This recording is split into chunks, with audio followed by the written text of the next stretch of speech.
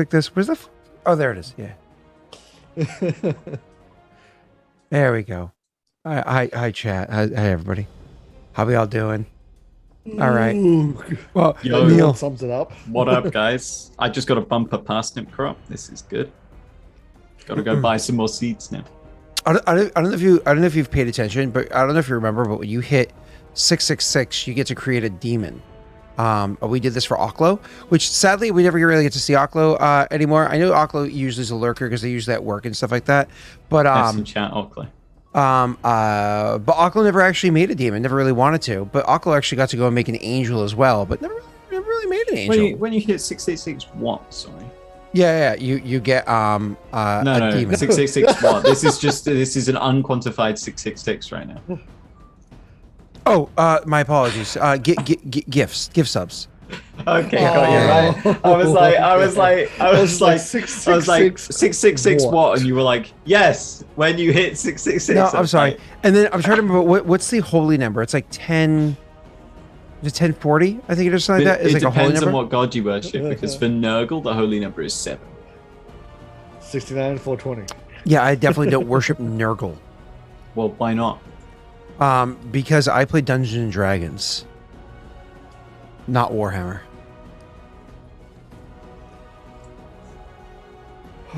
Because he worships Slaanesh, clearly.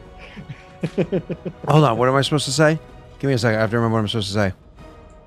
Oh, what am I supposed to say? Remind me. What's the thing I'm supposed to say? I don't know Slaanesh's one. No, there's something that you're supposed to say, and it makes everything go sideways. Oh, fuck. I know what you're talking about, but I can't remember. Oh, what the hell is it? Oh, God, what the hell is it? I'm drawing. I don't know what it is, mental but blank. I just noticed that the announcements are now Scoot announcements. Scoot announcements. Yeah, with the Scoot squad now, yeah. Don't Yeah, but forget it. I didn't know that the announcements were now Scoot announcements. Oh my god, they are. How long has that been a thing? How long have we had Scoot announcements for? Since today. You know, it's Steve. It's something that whenever you say it, shit hits the fan massively. It's like sloth or something like that. It's like a word that's not even that big of a word. Yeah, I can't remember what I've learned so much. Like even just about saying the Warhammer name, lore. even just saying the name, Yeah. you become corruption or some shit. It's again, it's one of those things where I'm like, Warhammer is just not my jam. Like maybe with the right DM. Maybe with the right DM, I could like really lean into Warhammer. I have not found the right DM for me. Marines. Mm. Like, there's so The thing is, I love. Wait, hold on. Warhammer You're trying to for Space Marines, so you're saying you universe. don't want to play Mass Effect? So the thing is, I'm not That's sure not- that Warhammer particularly lends itself to a D&D format, right? Yeah, Because the thing with it's- Warhammer is you're introduced to a character and they get plowed down and they die, or there's some sort of transhuman which allows them to survive longer than a standard human. Mm. Like standard human are just like grist, right? Mm-hmm. They keep everything turning in a fantastic way. with I'm death. just not sure that Grim Dark 40k fits D&D. It's Like, to be honest, with this campaign, Pathfinder, Aurorum as a whole, I should say, not the campaign, we've gone pretty dark. There's some pretty grim stuff going on, right? And like, probably I don't that's think about going darker is a good idea. yeah, anyway. yeah, exactly. I think There are that's some pretty about messed up things. yeah, in Warhammer. exactly.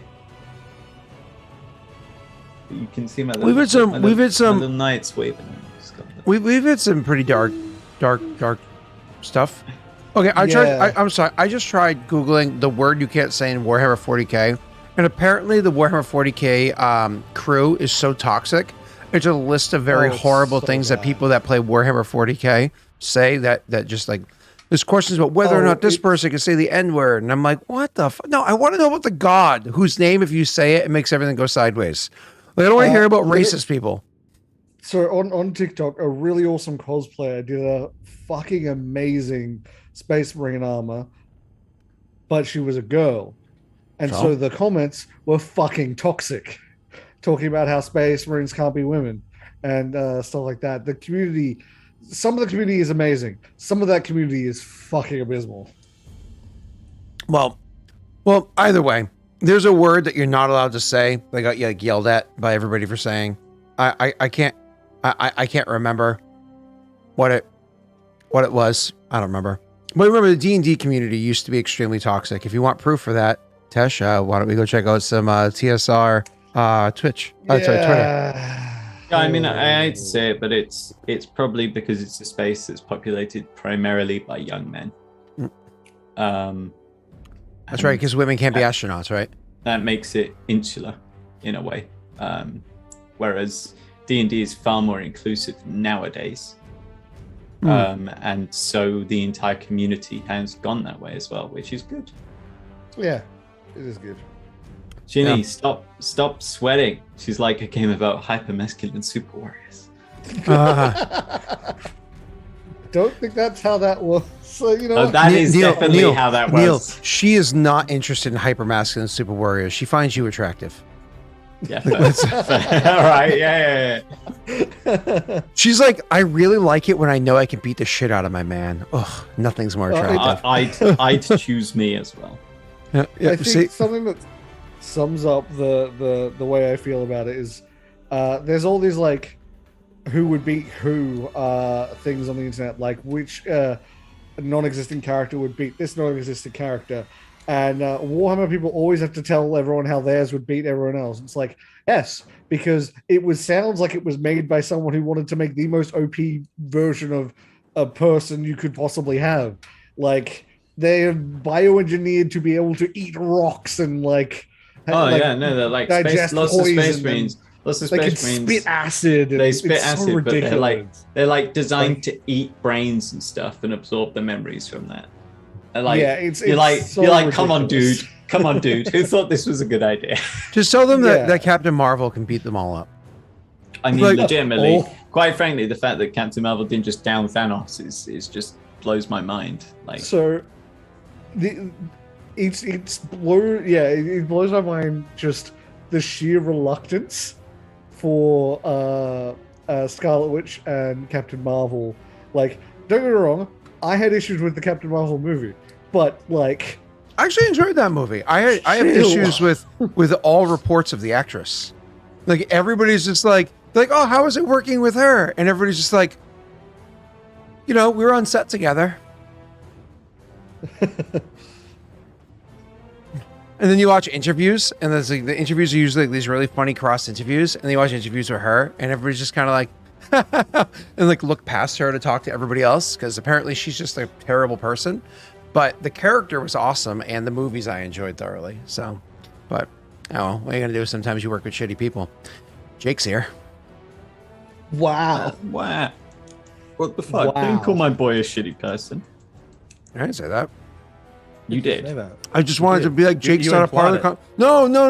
Jake's not a part of the conversation. I was just making sure the chat remembered that Jake's right here. I know that over there in America, it's acceptable to not directly say stuff, but allude to it. So like at the height of your political power, like as a president, be like, the people marching on the White House are patriotic, I think. And everyone's like, oh yeah, that's a reasonable thing to say. They just want the best.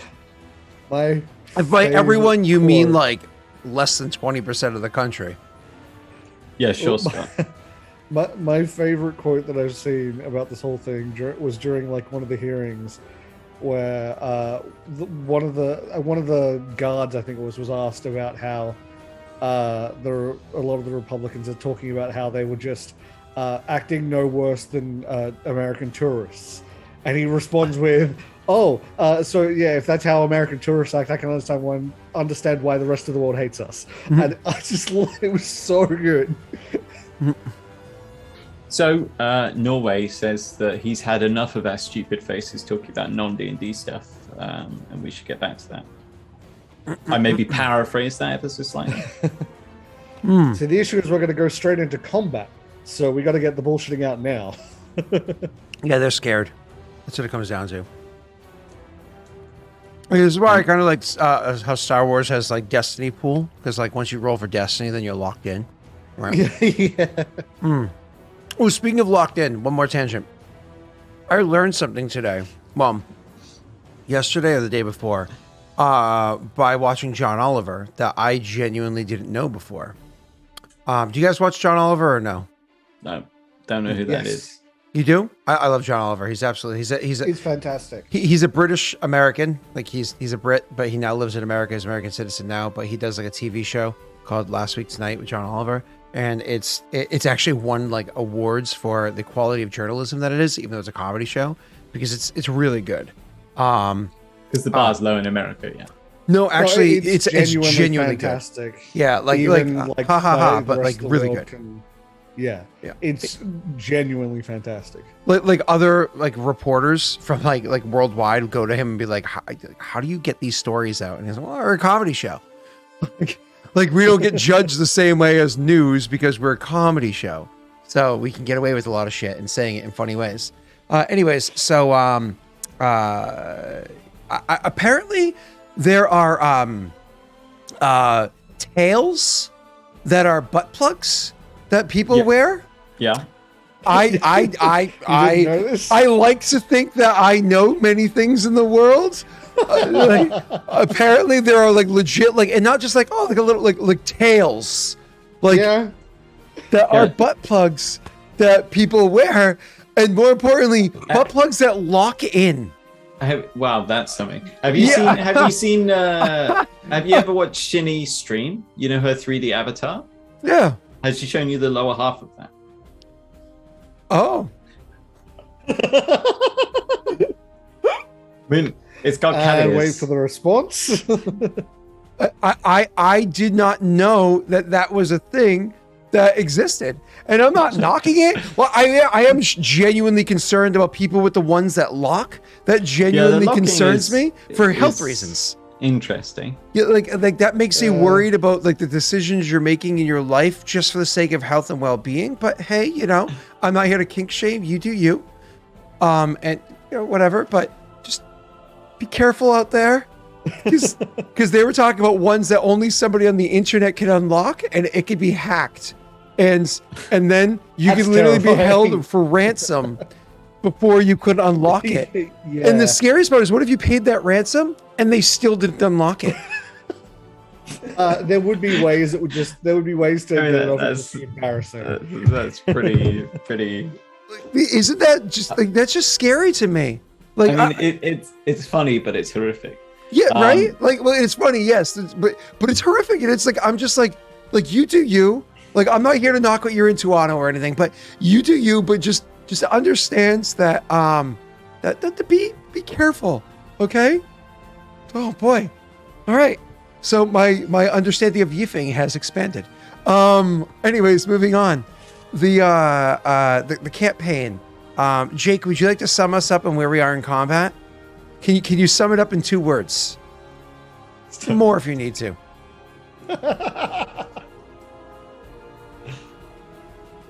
Shit hit the fan. Shit hit the fan. All right. I would have gone with a we fucked, or you know, but cool. Whose turn's next in combat? Oh, Neil, do you want to paint the scene? Do you want to remind everybody how combat looks, where you are, what's happening? Okay. Are you on another boat? Give me we're always on a boat. This is the boat campaign. Give me a map. Give me the map. Put the map in chat. Give me the map. I want the map. There is no map. Give me the map. The map for the fucking Aurorum. For Aurorum. Oh, the Aurorum. Oh, yeah, the map. Give me 1 second. My apologies. I misunderstood what you meant. Right here. Working with these power professionals. That's God. No. That's the wrong map. Wait, that's the wrong map. Right. Jesus. That's the one. I got you. There we go. Right. So last week, it was last week, wasn't it? We traveled through RK. Yes. Which we spent some time being in awe of. It is both beautiful and horrific. It's kind of like America, on the surface it seems great. Anyway, we traveled all the way up the main river from Arche on a boat, and some way up there in the north, a group of soldiers came on board the boat to help protect it due to bandit activity. Lo and behold, trees ended up being pulled down in front of our boat, which rendered the boat unable to progress, at which point we are under attack by a wizard. They have a spell book. A group of archers, and some bandit raiders who have boarded the boat. So far, there have been several casualties among the crew and some of the archers. I say archers, I should say crossbowmen, because that makes it much clearer. And so now we have a summoned lion, which is a summoned beast, on deck. The crossbowmen are rallying. Those that were on duty are currently engaged in melee combat with the raiders who have got aboard. The remainder of the crossbowmen are piling up from downstairs, as is Karok, because he's a good boy. Triss is in the middle with the lion. Viggo has just leapt from the ship, invisible, drinking a mutagen, unbeknownst to everyone, including the wizard whom he's going to eat. And Galen, I believe, is throwing stuff at people. Anything he can get his hands on. He's just like, ah! No, I'm in crystal form now, so I'm going to throw him the crystals. Yes.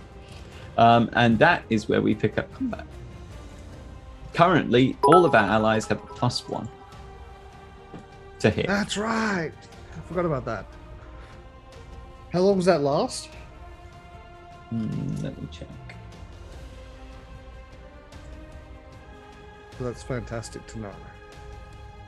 Oh, I also have that. It lasts for 3 Lion's more Call, that's rounds. That's right, we laughed because you're using Lion's Call against the lion. Yeah. I love the idea of you roaring like a lion in the face of a lion. It was pretty badass. The lion's just like, what? Oh, Jesus, Otto. Read Otto's second to last comment, then his last one. Yeah, I read it all. No. Oh. Yep.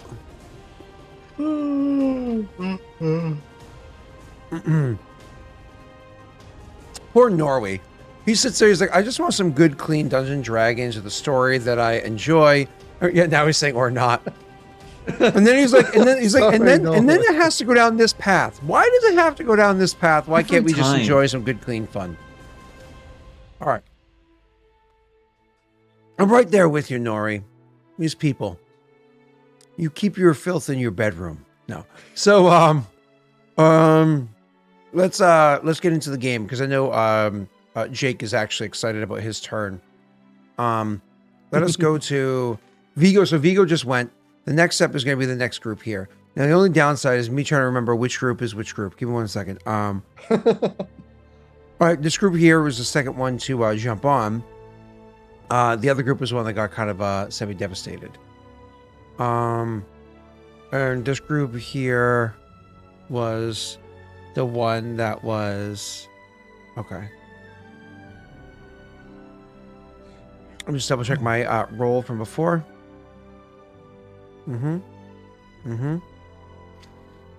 Okay, so the next group up was the group that were chopping down trees. The second group that was chopping down trees, if y'all remember that, and the second group that threw the ropes across. And the second group that grabs their axes across the ropes and kind of like swung to kind of jump in. It was a very low check, and everybody had no issues, of course, getting onto the ship.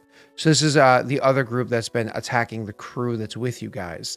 However, attacking the crew has gone pretty well in their favor.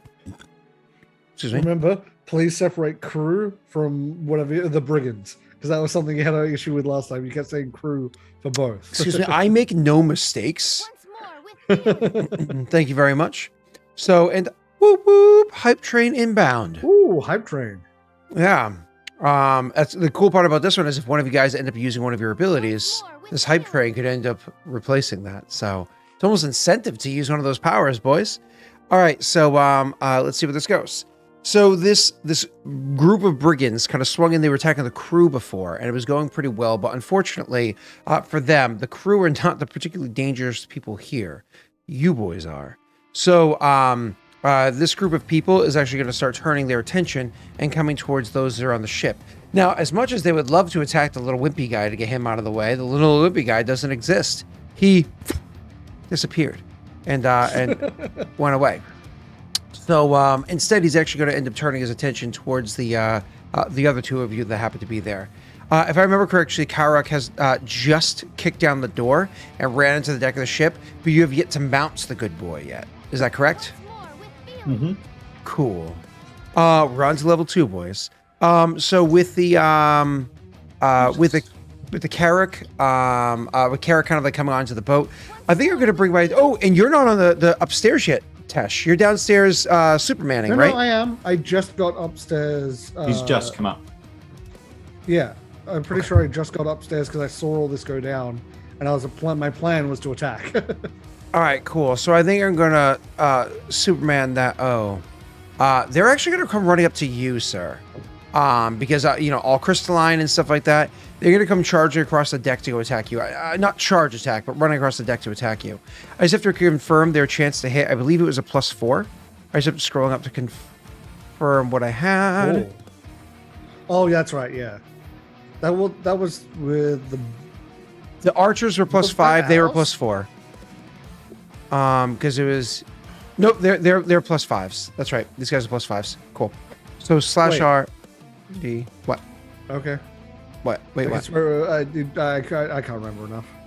Okay. Yeah, don't drop again. I would like to not drop. That would be fantastic. Just give me 1 second. 1, 2. Yeah, +5. Okay.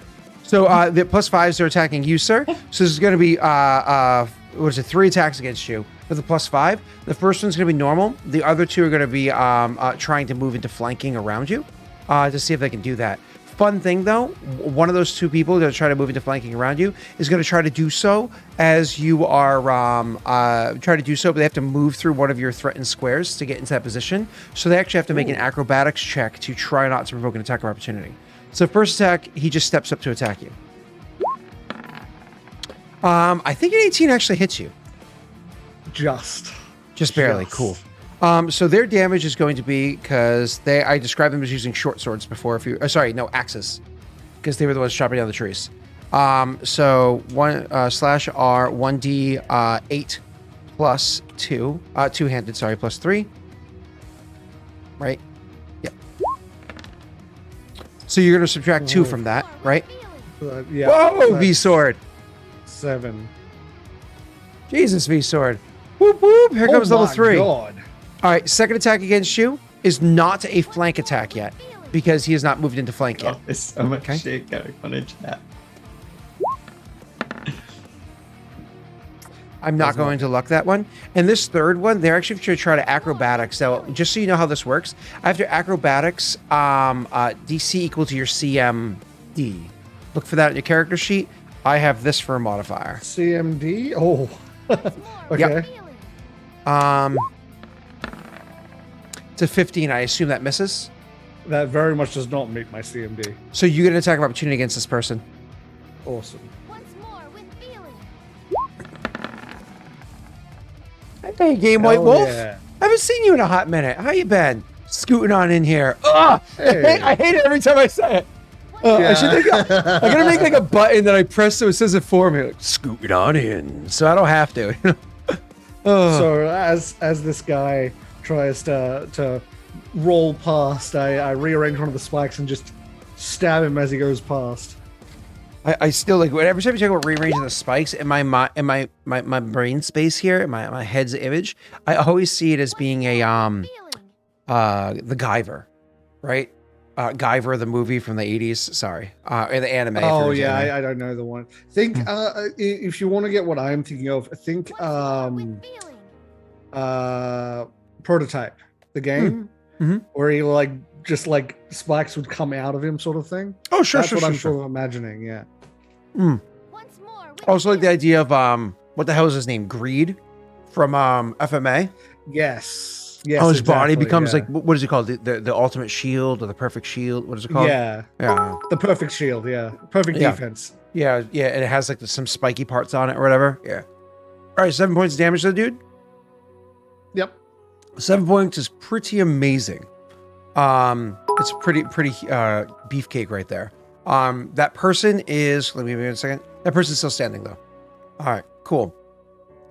They do get an attack. They do still get to attack you, and this one actually has a slightly higher chance to hit because they moved into the spot. You just got to hurt them. They are now flanking. 18. Yep. Beautiful. That hits. And a whopping 3 points of damage to you, I believe, because you're DR. Yep. Cool. All right. That is all of their turn. Now it's the archers' turns. Now, none of the archers have been... No, sorry. You dropped one of the 4 archers and very injured another one of the 4 archers. So there's still 3 technically still standing. Correct? I know I dropped one. Okay. Say again. So there You dropped one and you injured one. 2 of them are uninjured. Yeah, that's Yep, correct. So there's still I think 3. that's correct. So with the 3 that are there, they're actually, because you're now entangled in a whole group of their men, and Neil actually I don't think has anybody directly in front of him anymore because he just Yes, dropped him. He has the lion, but nobody cares about the lion. So Neil, you're actually getting a bit of cover from half of you because you got a horse over on that side. There's literally a horse giving you cover. So if they wanted to shoot you directly, they can't because there's a horse there. But you know, these people aren't idiots. They know that a horse can be a devastating thing in a tight space. So they have no problem attacking the horse directly because it could cause the horse to freak out, could actually injure Neil, cause it to get off the boat, so on and so forth. So in the name of V-Sword, I'm going to attack this horse with one of the archers. Another one's going to attack Neil, but he has effectively a +4 AC because the horse is giving soft cover, and the other one's going to attack straight on. So in the name of V-Sword, I'm They're going also to attack this shooting horse. into melee combat. The horse is not engaged in melee. But No, but yes, for against when me. they attack you. Yes, because of the lion. Yes, sir. All right. So this D20 roll right here has the blessings of V-Sword on it. Okay? We all understand this? Oh, I gotta double check things in chat real quick. Okay. 2. Okay. All right.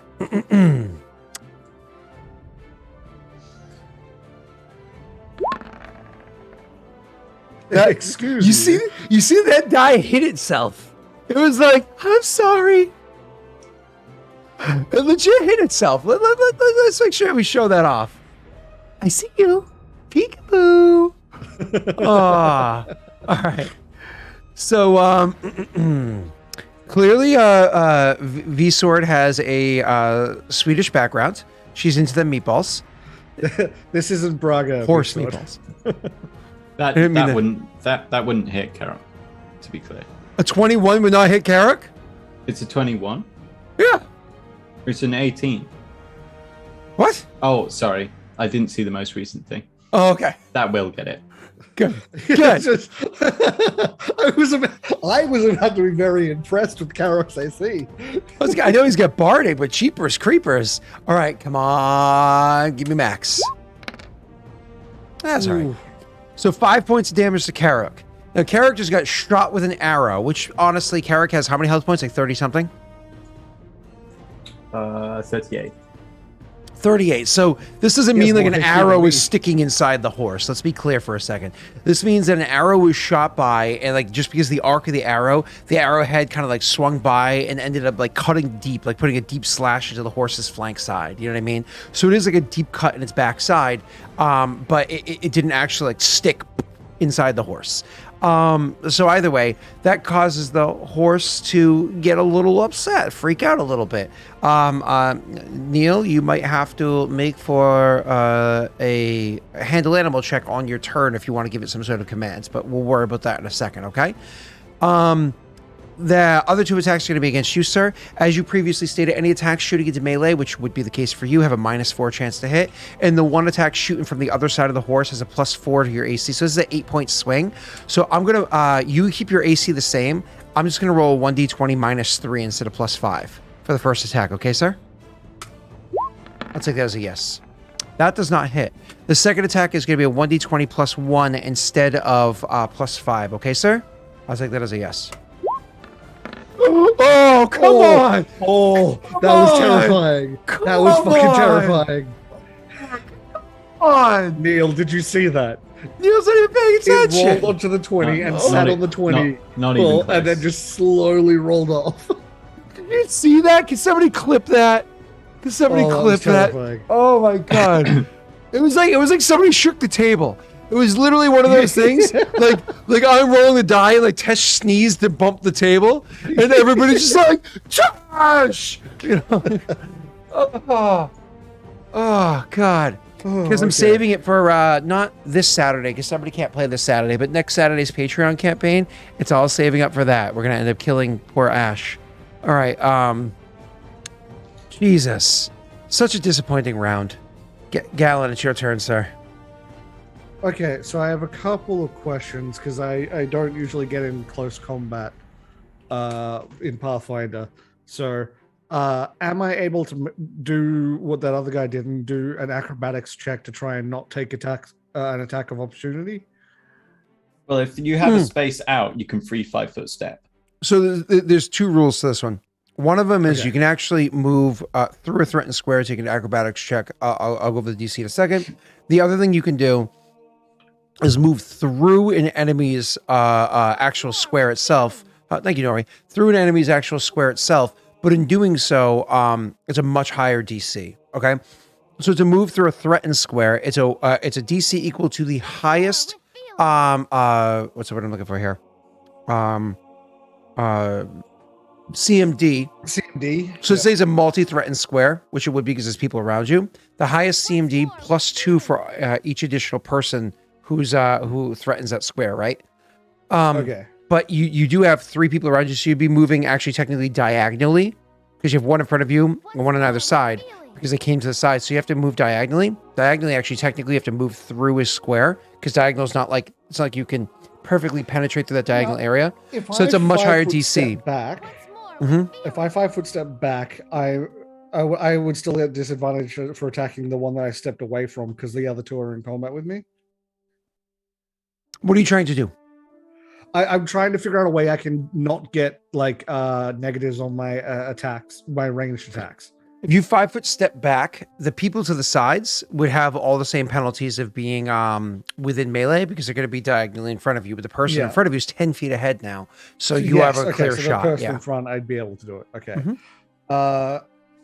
Okay. In that case, I will do that. Throw-in weapons don't provoke attack of opportunity in melee. It's things like crossbows and longbows and stuff like that do. So as much as I'd like to help you right now, Neil, I must deal with these people that are currently hacking away at me. That's fine. The lion's nearly down. Okay, so I'm gonna do that 5-foot step.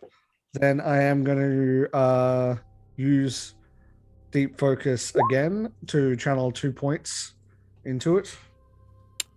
Absolutely. And I don't have my command on here because you guys never get these on here. You also got a Aid of the Martyr. So could you go ahead and roll me a 1d8 + 5 before you do anything else, sir? All right, I'm gonna go and try to grab that macro from one of the other campaigns to throw onto here.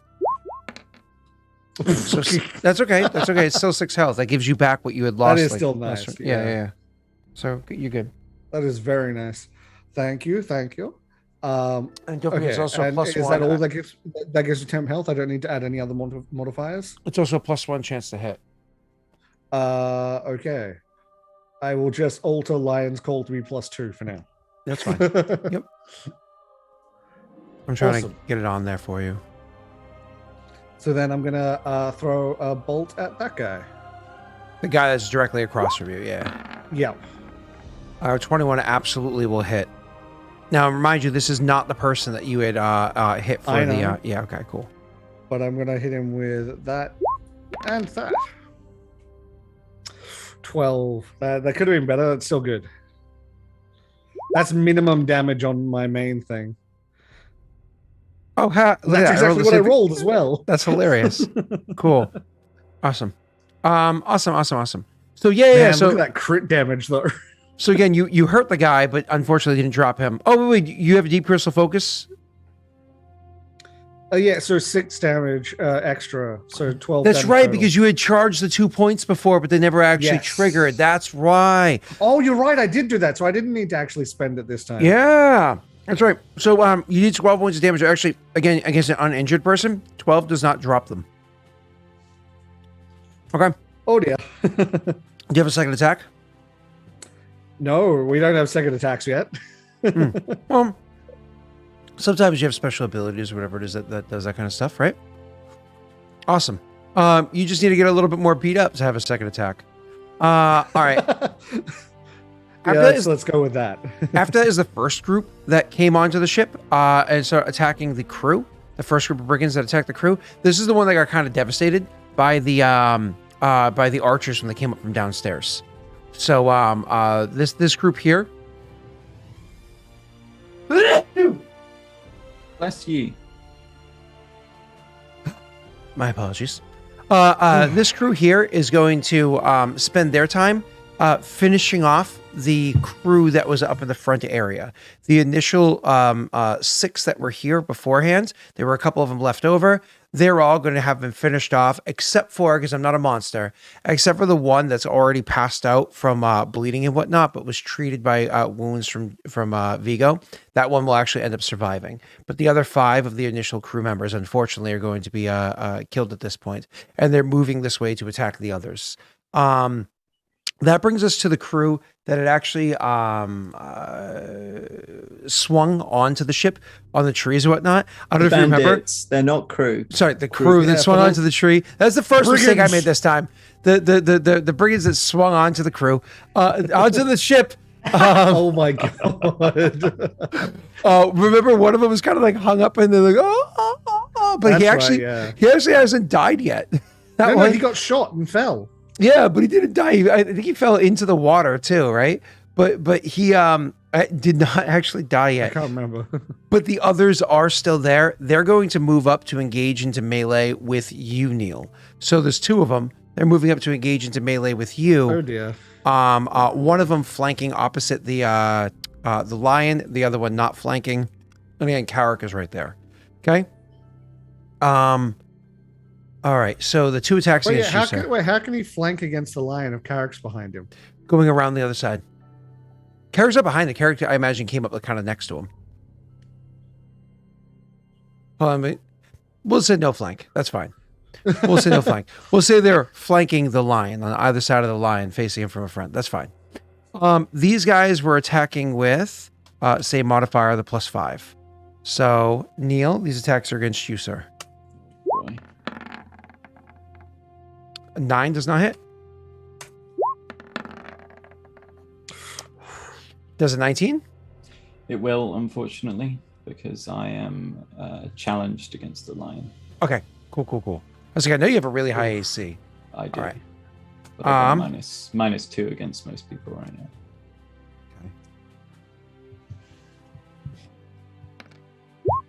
Okay. Oof. It's a heavy one right there. That's fist will fall to 1 knee and not rise. Gotcha.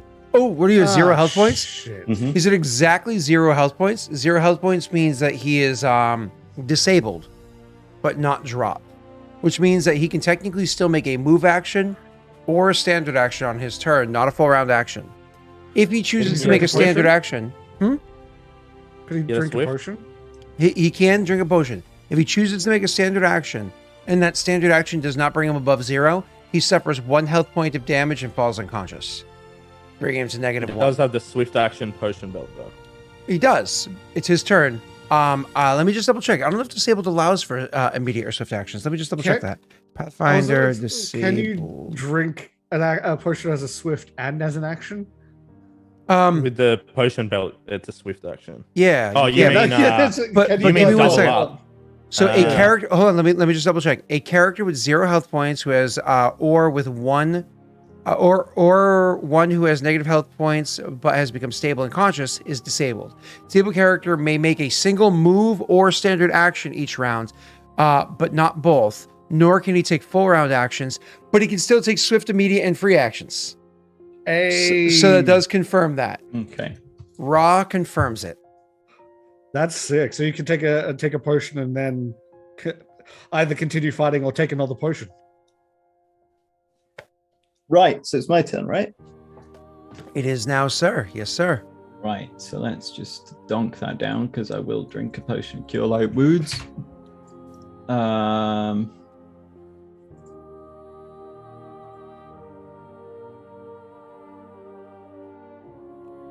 Neil's looking up to the heavens and saying, Arbiter, give me penance.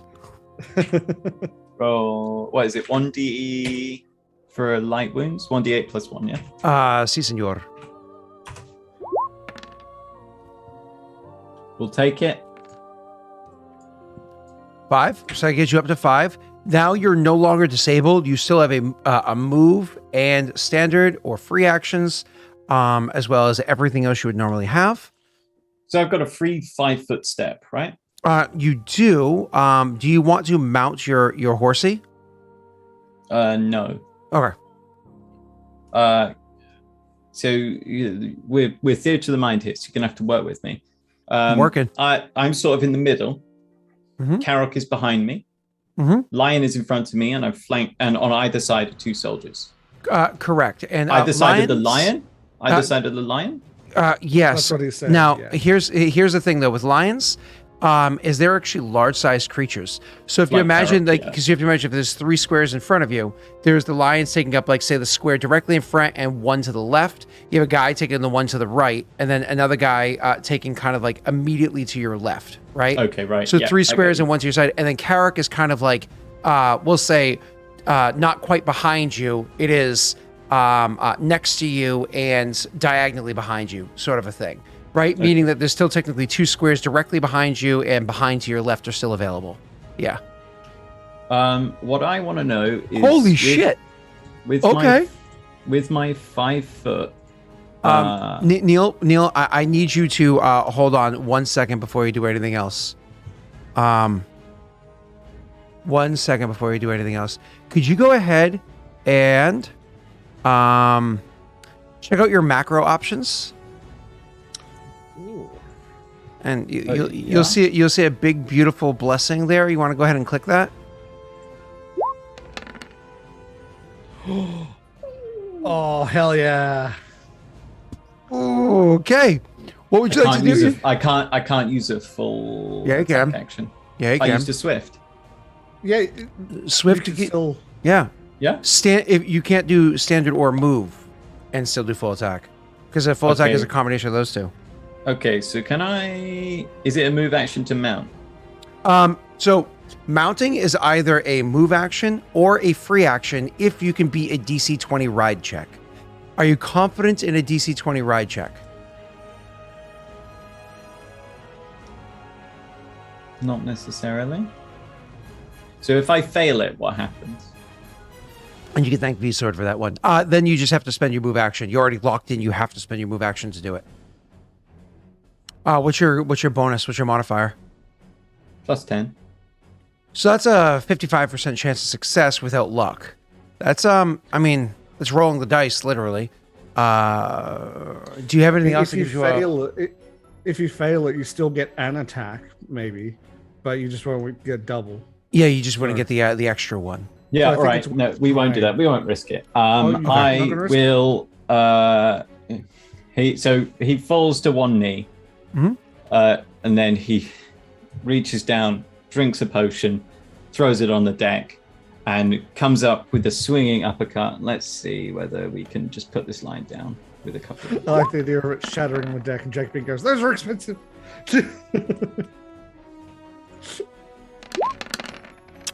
Now you were attacking the line. which only had 4 health points left. Oh shit! So you, as you said, so you kind of like, you did one of those, you drop down to the knee, right? And then kind of like drinking the potion. You have the hammer in hand. I can imagine it's like a as you're like, jumping up quickly. And it's one of those fun things where as you swing the hammer upwards, smashing it to the jaw of the lion, if this was a real lion, which in the moment it is, it would shatter the jaw. So you hear that cracking noise and the lion actually getting lifted up off the ground and kind of moving off to the side as it's in horrible pain.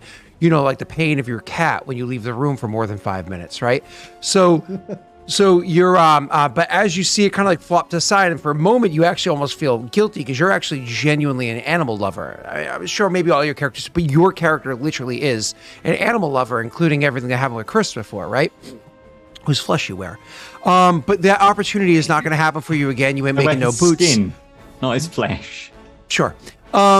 You ain't making no boots because as that thing happens, it starts to flop down to the side. You also see it start to kind of glow and discorporeate, turning almost into like a cloud of dust. And this happens all very rapidly in less than a second. It starts to glow, turn into almost like a whole bunch of dust, and that dust kind of like bursts outwards pretty quickly, and almost like a little bit of a starburst outwards pretty quickly, making it dissipate, allowing a shimmering to happen in the air for like another 3 or 4 seconds or so. Kind of like how if light's coming in sideways in the morning, you see the dust particles kind of like, floating around in the room or whatever. Kind of like that for another couple of 3 seconds or so before it's completely gone. You still have the rest of your full attack action, sir. Ahead. So I got one diagonally on the right and one directly on the left. Directly on the left, diagonally on the right. Yes, sir. I'll swing for the one diagonally on the right. Let's see. Let me just, because my challenge has dropped now, because they are dead, which means I no longer get the extra damage. Cool, let's get that off. But I also get my armor class back.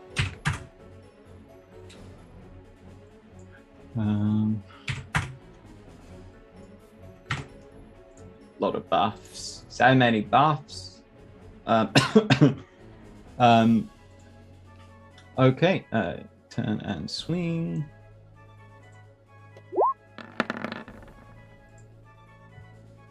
Holy fuck. All right. So, the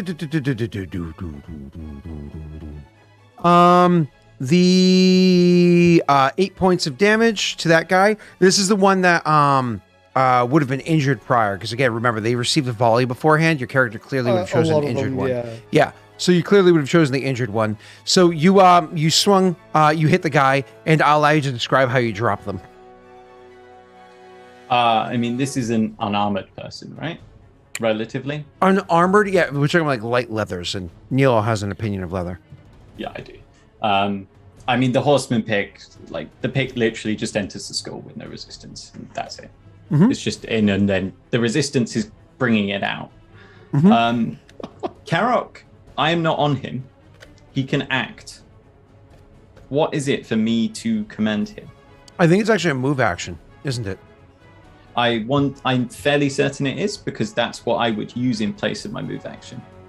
Yeah, but I'm not certain. But you did a full attack action, so you wouldn't be able to. But I'm pretty certain it's a move action for you. Because that's when I'm mounted on him, I use a move action. But when he's off, he can have his own initiative. Mm-hmm. It's usually just easier to have them in the same initiative as you. Yeah, sure. Yeah. I just want to check, because if I can... Handle the animal is a move action, while pushing an animal is a full round action. Yeah, it's a move action, typically. Yeah. Okay, so I can't get him to bite and kick this boy. Mm-hmm. An animal doesn't have to be templated to come from the Beastlands. Unless I'm misnaming the plains. Hold on, give me 1 second.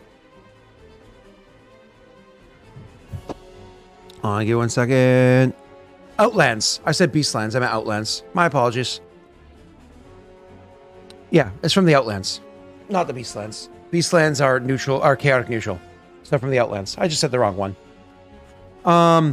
And those don't have to be templated, and they are extra planar, and they don't actually die on this plane. So either way, the so yeah, you it's a move action, which you don't have anymore. Actually, unless you have something to do with a free action. You can't attempt to jump on him because you don't have any move action left to commit. So I think this is the end of your turn, sir. This brings it to your actual friends. Hey, must be the money.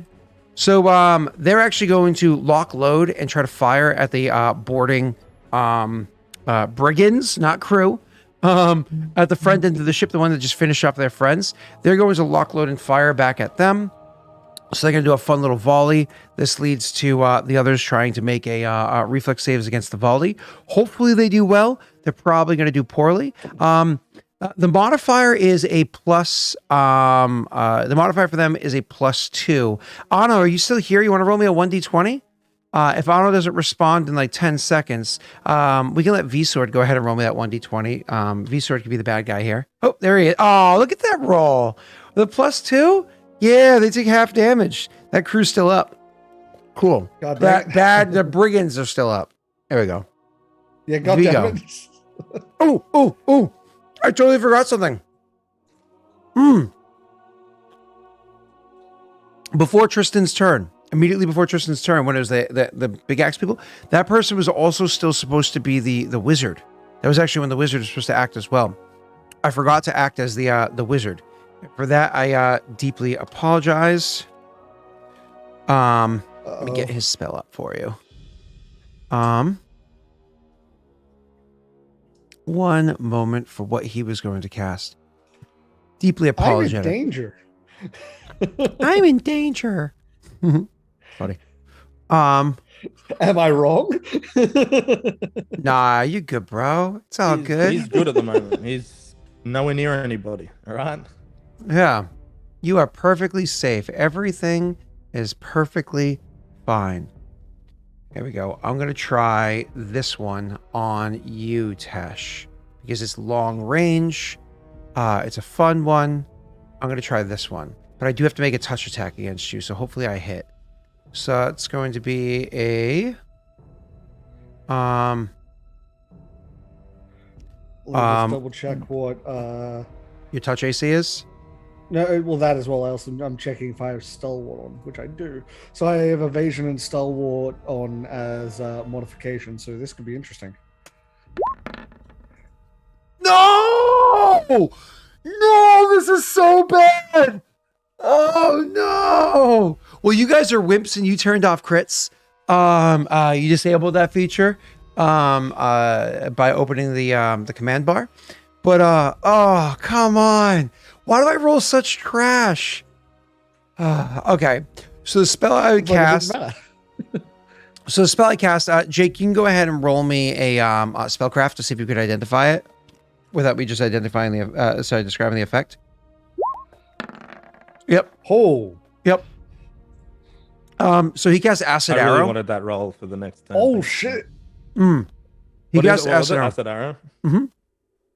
Okay. Now I rolled a natty 1 and you're coming at the guy, so you're directly in the path of the arrow. So that natty 1 meant that it actually hits you by accident. No. Please check. Can I have that? I don't think he'd be running directly. That would be a natty 20. Yeah, that'd be a natty 20. Yeah. All right. So anyways, it blows right through them and hits the other guy too. No. So he actually casts a spell. You see it's an acid arrow. And it's one of those things where you go, oh shit, as you like move out of the way and you see it flying past you as you go. So what you see, Tesh, is that all of a sudden something green and glowing is flying at you, and you see that happening, and it's one of those things where you're like, oh crap, and you go to like move out of the way to like kind of like duck to the side, so somewhat a little bit of cover between you and it, so it doesn't hit you, but you don't realize that this thing actually has somewhat homing on it, so you're the target, and so as you move, it actually changes its trajectory to go with you as well. But when you went to take a little bit of cover, you took cover behind one of the people that ran up to attack you. So all of a sudden, this person's like, ah, as it hits him from behind. Yeah. And this thing that actually, This thing actually does 2d4 acid damage. So I'll let the next two people to roll d4 in chat to do the damage to the person in front of you, to that person. And that was unfortunately that person's turn. Try again, V-Sword. All right. After that is now going to be the archers, which we just described what happened. Now it's actually Viggo's turn. Because you went too close after Steve, that's why. 3 points damage. That person's still standing.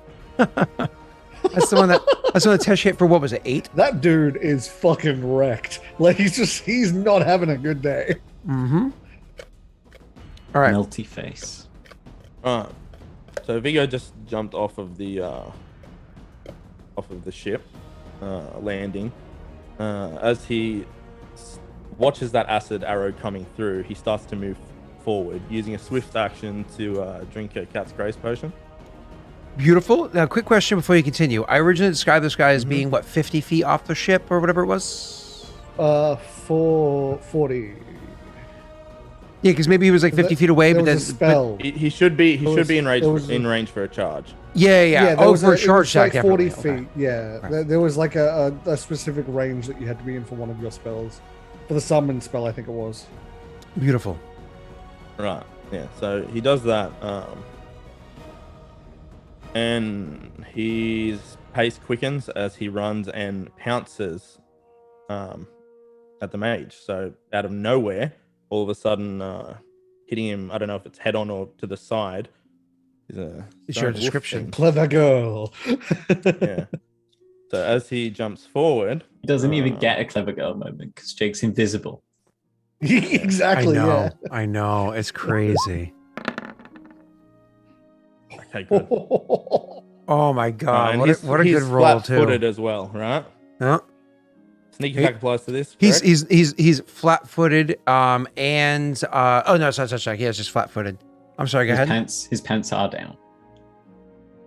No, you said pounce. Are you just describing pounce, or do you actually have the pounce ability? Yeah, I have the pounce ability. What? Yep. Do you really? Is that part of your mutation? Oh my god. Okay, It's chat. I'm Oh, yeah. So Yeah, chat, yeah. in case you don't know what pounce means, is at the end of a full attack action of a charge, you also get to apply all charge modifiers to a full attack action. So you get to both run and make multiple attacks with the +2 chance to hit -2 AC. That's what the cougar did to that guy in my original. Chat, I am Session using zero. my listen. level 4 hype train ability. I have to say, I never mind when a cougar tries to pounce on me. So, He didn't. Let's be survive. honest, though, Scott. That's because now a cougar is just age appropriate for you, right? it's actually accurate. I'm 36 in 1 month and like 5 days. That's very much within the would you say cougar yes. starts at like 39, right? Like Yeah, you're not a toy boy anymore. no. You're an appropriate partner. Maybe cougar starts at 41, but still within the range. To be clear, when I say appropriate partner, I'm not saying there needs to be a certain level of age. It's just a manner of speaking. Yeah. But my wife is not yet a cougar, okay? Right, so Okay, my let's be awesome clear. moment, Scott, which you're My taking wife away is from me. young. Okay. Before you do Love you, anything else, buddy. Jake, Let's before you get do back anything, to my awesome Jake, moment. before you do anything else, I'm sorry, Jake. I'm sorry. roll blessings. Oh yeah. Oh shit, yeah. Oh, No! shit! Oh, I'll take it. why? Thank you. Oh, this wizard God. All right, does so not I'll know deal- what is coming for. Hey, yeah, but I mean, in fairness, I don't do the most damage, so I need these attacks. All right. Okay, we're gonna. I'm curious to know what else you did with your turn. Okay, so 4. we'll describe it soon. 4. Yep. 4 is not Will much. you Four is sneak not attack much. on No, it's every not. single one of these attacks? That's how it works in No. Pathfinder, right? I don't know. Because he's I flat-footed. don't- You get a am sneak I- attack. This first attack is sneak Yeah. attack, but after this first attack, Oh, they are aware of them. So the first attack is absolutely a sneak attack. So the first So attack he's is no 12 longer points of damage. flat-footed after this point. Alright, so- Gotcha. Yeah, he's now charges fully aware of and- him. even if it's Pounces on to the mage, grabbing hold of his shoulder and attempting to rip him to the ground and trip him. Oh, does he have the? So what check do I need to make to counter that, sir? I have to make a CMB and CMD, which I have a lousy CMB, but we'll see. Okay, CMB versus CMD. Is that what you're saying? Yes. Okay. Give me one moment, please. Oh, Oh no! oh no. Against my CMD. Yeah. Oh, let me see what my CMD is. I'm trying to find it on the sheet. That'd beat my CMD. Where the hell's my CMD? He's Where a are mage. He's a mage, Scott. You know it's not going to Oh, possibly sorry, be here- close That enough to beats beat my that. 20 dex, 16 strength CND. I Dude, that- think that's gonna beat the. That beats me by 9. Oh god. All right, so I'm gonna rip him to the ground. Oh, yay. He's ripped to the I mean, he ground. gets a bonus on these next attacks. Yeah, because he's prone, +2 chance to hit. Can we just retroactively add the +2 on? You actually To what? Or do you want me to make another buff? you What do you mean retroactively? Oh, after you put in the stuff, add +2. Oh, So yeah. after I Oh, roll. yeah, you- you're fine. Yeah. you actually have an extra Technically- +1 from Lion's Call right now, so you'd actually be Yeah, at +3. I've got that. Okay, I've cool, got that, good. yeah. But to be clear, technically speaking, yeah, you get a +2. But either way, I can just, his AC is less. That's not a big deal. All right. Then I'll make a claw attack. Yep. Let me just look at what his AC is so I can subtract 2 from it. Okay. I thought the 20 hit for a second. I was like, oh my god. Eh. All right, so a 16. Do you think a 16 hits, sir? It will. Versus a mage. Come on. Yeah. It's bound. So, a 16 with a +2 definitely Oh yeah, I hits. forgot about that +2. Yeah. Right, so that Okay. attack is actually 1d6 bleed damage. Wait, did you roll a 4 and get a 16? Yeah, he did. What the? That's terrifying. Holy What the- shit! What? He drank the cat's grace. My mutagen Yeah. and Cat's Grace. Oh my god, it's frightening. And the charge thing still applies. You right? plus I'm supercharger and all quite that, glad that you're like 50 feet away, so we can't all just watch this vicious mauling that's going on. Nope. Yeah, which is You like would the- hear a the Wilhelm entire scream, fight so there's stops. one of them that happens. Whee! It's not Will. No, I know, that's goofy. Wilhelm's that whole, yeah. All right, I Just know like it's the entire terrible. fight stops to watch, just like, holy shit. Do your claw damage, sir. Yeah, 1d6 bleed. Jesus, 12 damage Oh, already. 1d6 bleed. Oh, nice. Hopefully it's good.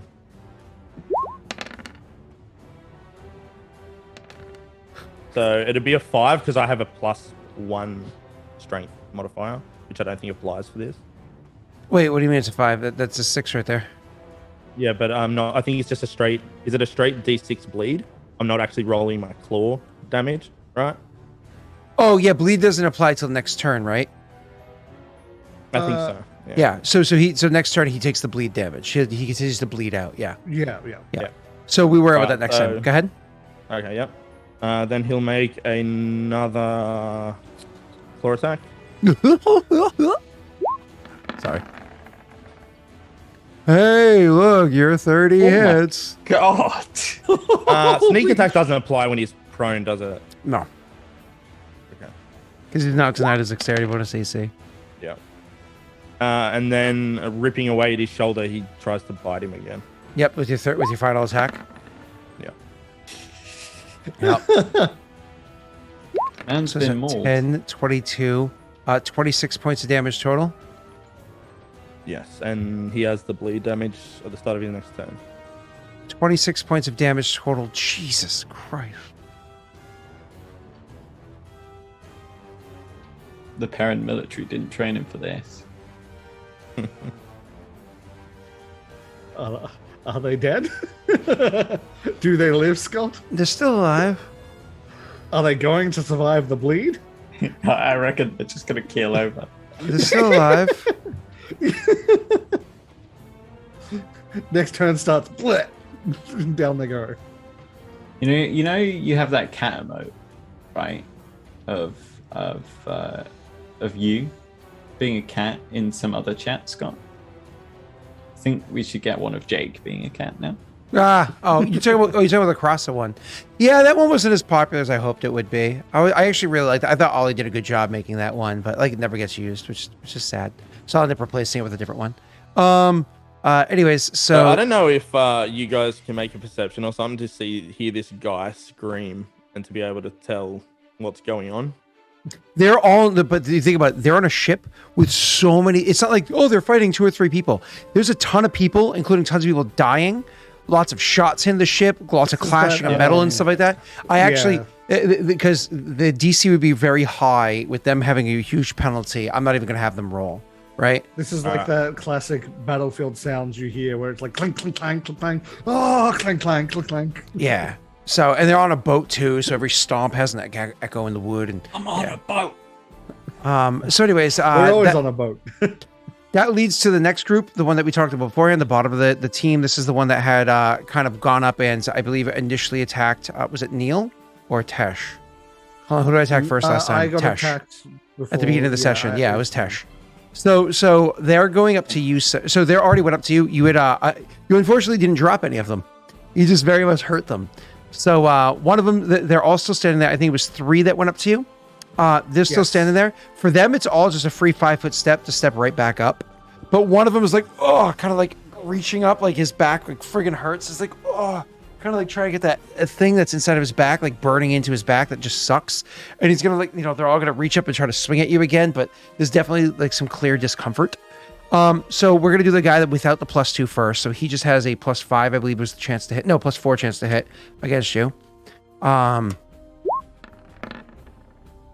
Miss. And then the other 2 are flanking. 17, I don't think hits you, but I'm gonna go ahead and roll a Daddy's dice. Does an 18 hit you? Literally just. Cool. And then, fuck. Hey, chat, I have 0 Daddy's dice left. I just want to point that out. Chat, I just want to make sure that you're aware that number down there says 0, my dare. Cool. Fuck. All right. Listen here, V-Sword. I'm going to be cheering for the other jousters. Thank you very much. How dare you? That's right. There are lines, Scott. I know. Crossed it. I totally wouldn't. And Brittany would get mad at me anyways. She'd be like, which is the one? Cheer for the other one. She'd be like, whack. Actually, Brittany doesn't. We don't do the hitting thing. That is not in our relationship. But all right, so you take 7 from that one. That's my boy. All right. Ooh, I'm sorry, sir. I slapped you around a little bit on this one. Ooh. Yeah, I'm sorry. Try not to get dropped, my friend. Actually, you know what's kind of perfect about this situation? We'll see what happens when it gets to my turn. Oh, but given the way you've no. described some layouts, I could do a thing here. Oh no. Yeah. Okay. All right. So next up is going to be the archers. So the archer is going to Archers are crossbowmen. the actual archers. So the archers are we're gonna have the same one. We're gonna have V-Sword's archer attack the horse again since it wasn't able to chase it away quite just yet, but she clearly got a reaction off of it. And we're gonna name the archer. Her name is Vixen. And so Vixen's gonna attach the is going to attack the Karuk again, and the other 2 are gonna attack Neil again. They have the +5 chance to hit. Decision. Carol's gonna maul that archer. All right. All right, let's see. You know, the reason that Archer's not dead is they're in a tree. So does an 18 hit Karuk? No. Do I want to use a Daddy's dice for just specifically for this? No, because you've just asked, does it hit Carol? Yeah. So if you'd rolled it straight away, I would have accepted that, but now I won't. I don't care That's what you right, accept. you're not supposed to ask first. Yeah, the fact that you asked first means you can't. Yeah, I just don't know. I don't know if I want to. I don't know if I want to use it on that anyways. I think it's not really let worth him it. do it. What's good for the goose is good for the gander. When we find out our rolls don't hit, we'll just I'm sorry. Sorry, you're not allowed to be a part of this conversation, there, Jake. I tried to mute him, but instead it was asked to unmute, which is Scott, you should roll it. All right. The other one for you, sir. You are still engaged in melee, as you know.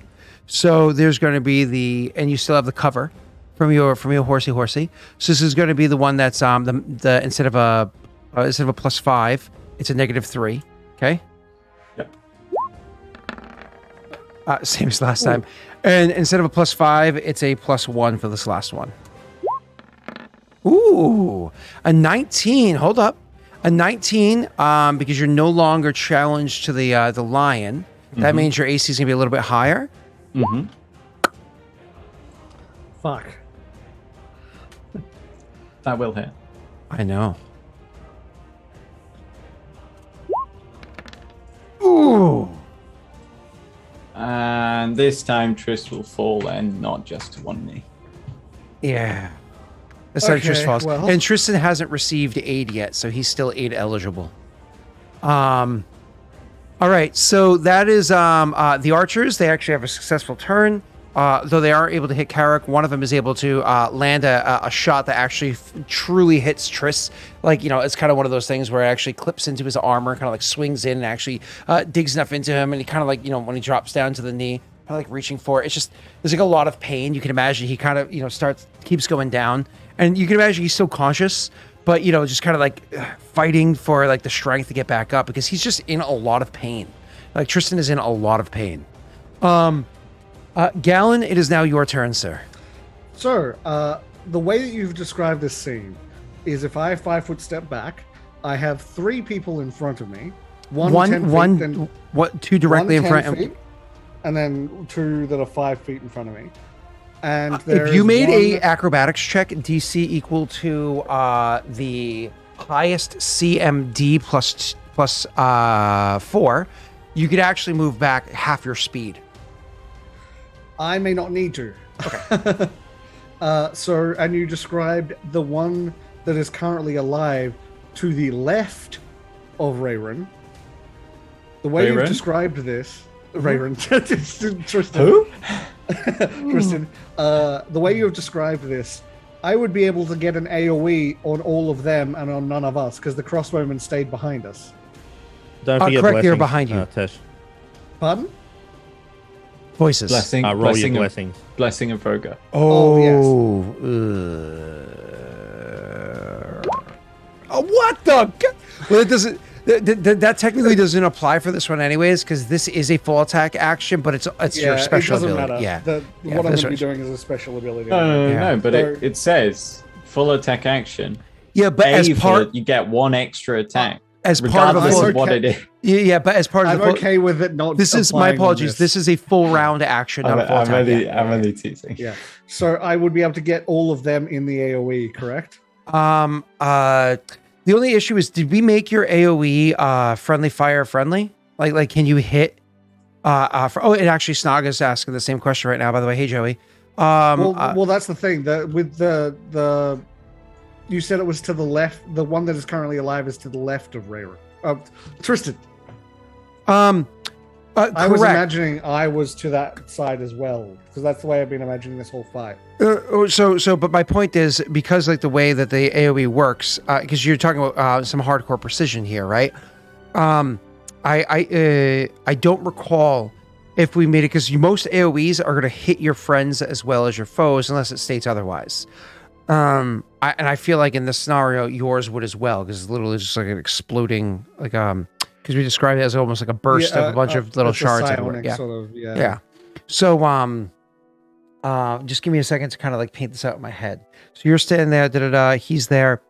I would say, so usually what I do when somebody wants to cast a fireball and they want that like finite precision, I have them cast the fireball with an intelligence check to perfectly map out the spell so it doesn't accidentally be over slight enough to hit their friend with like the perfectly carved things, right? So it's usually what I have them do. Your character's not an intelligence-based character. Let me look at your character sheet real quick. Up. Where are you? Your name is Gallon, not Tethys. Tethys is a sellout. I would allow you to make a dexterity check to do this. And I would say in this scenario, especially since he's prone and whatnot, I think it's pretty fair to say a dexterity check, like a DC. I think DC 11, DC 12. That's fair. Let's go with DC 12, so it's not too easy. So you literally roll dexterity. It's a DC 12. If you beat that, you have no chance of hitting your friend. And that's just because it's a matter of just how the curve of the explosion kind of goes. You know what I mean? Wish me luck, chat. Okay. Beat it, no problem. Perfect. Okay. So now I finally get to describe what this looks like. So in his 5-foot step back, he almost uses that momentum to sort of what looks like he's almost pulling something out of the air as he reaches up and grabs a hold and pulls forward, pulling himself up into the air as he does it, as all the silent crystals sort of molds from his armor into his hand, forming a giant spear, which he then launches towards the deck behind I almost said crewman because of you, Scott. Jake's fault. Behind the brigands. And what happens is, first of all, it impacts and shatters with an explosion. But there's almost it shatters and everything stops, and then it shatters again, except with the psionic pulse as the second hit. And so that is tier 4.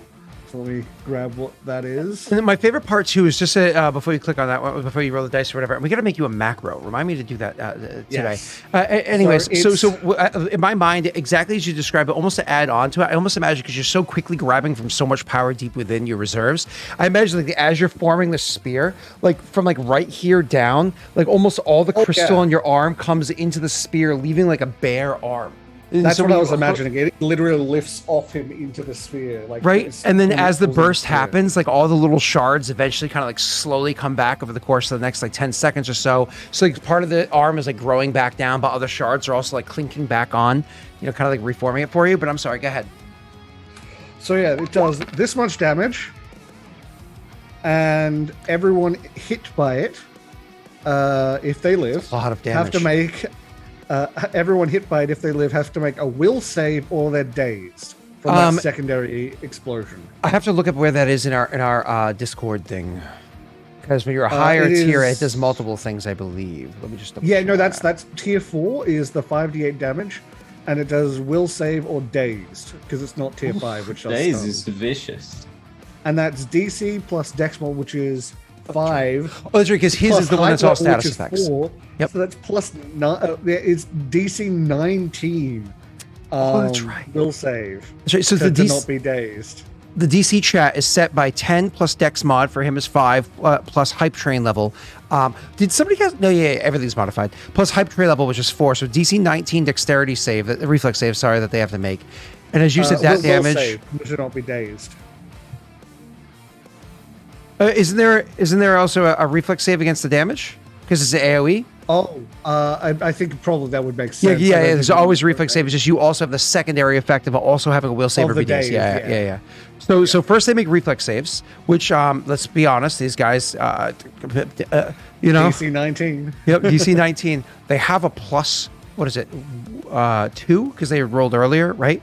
So they have a plus 2. Make it. 1d20 plus 2. And for chat's sake, when we eventually get this written down, this is Shatter Spear is the name of the ability. So if they were to survive, they would be dazed. But 21 points of damage takes even uninjured people and kills them. So when we describe you killing the 1, 2, 3 in front of you and the fourth one that was over near Neil, or sorry, Ray, if you prefer, do you want to go ahead and describe exactly how it is that they're... So it's very much the shrapnel and pieces of crystal shred through them. And then the second impulse sort of they'll be hit by that and they're almost like they don't respond. They sit all the things fly through them, and then the second pulse hits, and the wounds where those crystals went through open up, and that's when they fall. I also like the idea because Norway had done something there, and I want to kind of add almost a little badass moment onto it. As this thing happens, and Neil can't hear it. As this thing happens, this shattering when it happens, I also imagine one of the crystals actually kind of like clatters. Oh.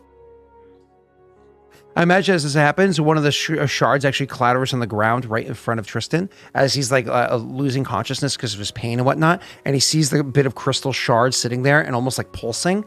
And it's like pulsing and whatnot, kind of like it's one of those things where it's like, no, not yet. And he, decides to continue fighting. Unfortunately, only with 6 temporary health points and -1 real health points. But so Tristan is able to stand up. Kind of like seeing that pulsing thing, he's able to kind of like remain conscious and keep fighting. Anything with your swift or free actions there, Galen? Are you done with your turn, sir? I am done with my turn. I believe we made that a full turn sort of thing. You did. That leads to the crew that was on the other side that got attacked by a volley of arrows. I'm pretty sure this crew survived. Yeah, they did survive, but they're pretty messed up. Crew or brigands? Brigands. The brigands are survived, but they're pretty messed up. Brigands. They are going to seeing what just happened there. They're freaked the hell out. Like, what the hell was that? And they literally kind of like turn, like, what the hell was this thing? And like look off the boat. One of them calls out, sir? Calling over their shoulder. Kind of like witnessing this would be a, Tristan's a little distracted, so it would have to be a Galen thing. Galen, if you want to go ahead and, do me a favor, roll me a linguistics check, and are you trained in it or nay? Very much not. You can still roll me a linguistics check, though. Wow. So obviously they're speaking in Tasian. There's no getting around the fact that turns around and he goes, sir, and calls out like sir in Tasian as opposed to in Perrin, right? One of the things I want to say is that you notice that his accent, you're not able to place. When he kind of calls out and says, sir, what's like off the side of the boat, which, you don't see where he's looking towards because there's a bunch of trees or whatever in the way, but doesn't seem to get a response anyways. So either way, he kind of like looks over there, but when he gets no response, looks around and takes like a moment to kind of like kind of assess the situation, seeing that Tristan is down, but then Tristan is now starting to like, get back up, seeing that all these things are kind of like, playing out. The people in front of you are dead. There's a whole bunch of crossbowmen there and whatnot. He just kind of shakes his head and he's like, nah, retreat. And turns and has everybody go to, jump off the ship. So the brigands that are left on the far side of the ship will turn to go in and jump off that are there. Not all of them. They'll go to turn to jump off. Before one of them turns to jump off, because I am not a nice person, before they turn to jump off, the one that's still standing there before in front of Karak and before Neil, who's on the ground, sees Neil getting back up. And he's just like, don't you die! Because he literally just saw a bunch of his friends die around him. So he's pretty pissed, and he sees Triss there. So he's going to take the cheap shot. No, I've got 10 pals, so thankfully he can't just coup de grace me. He's gonna take the cheap shot there. I get +2, right? Because I'm pro. I actually think technically think it's a +4, and I think I said +2 incorrectly last time. He hit with all of them anyways, but I'm actually double check. Yeah, it's a 4. So against melee, it's +4. Against range, it's a -4 scenario. But either way, so he's going to attack you. He usually has that +4 chance to hit. So he's gonna have a +8 chance to hit against you. Because I'm a terrible person. Oh boy.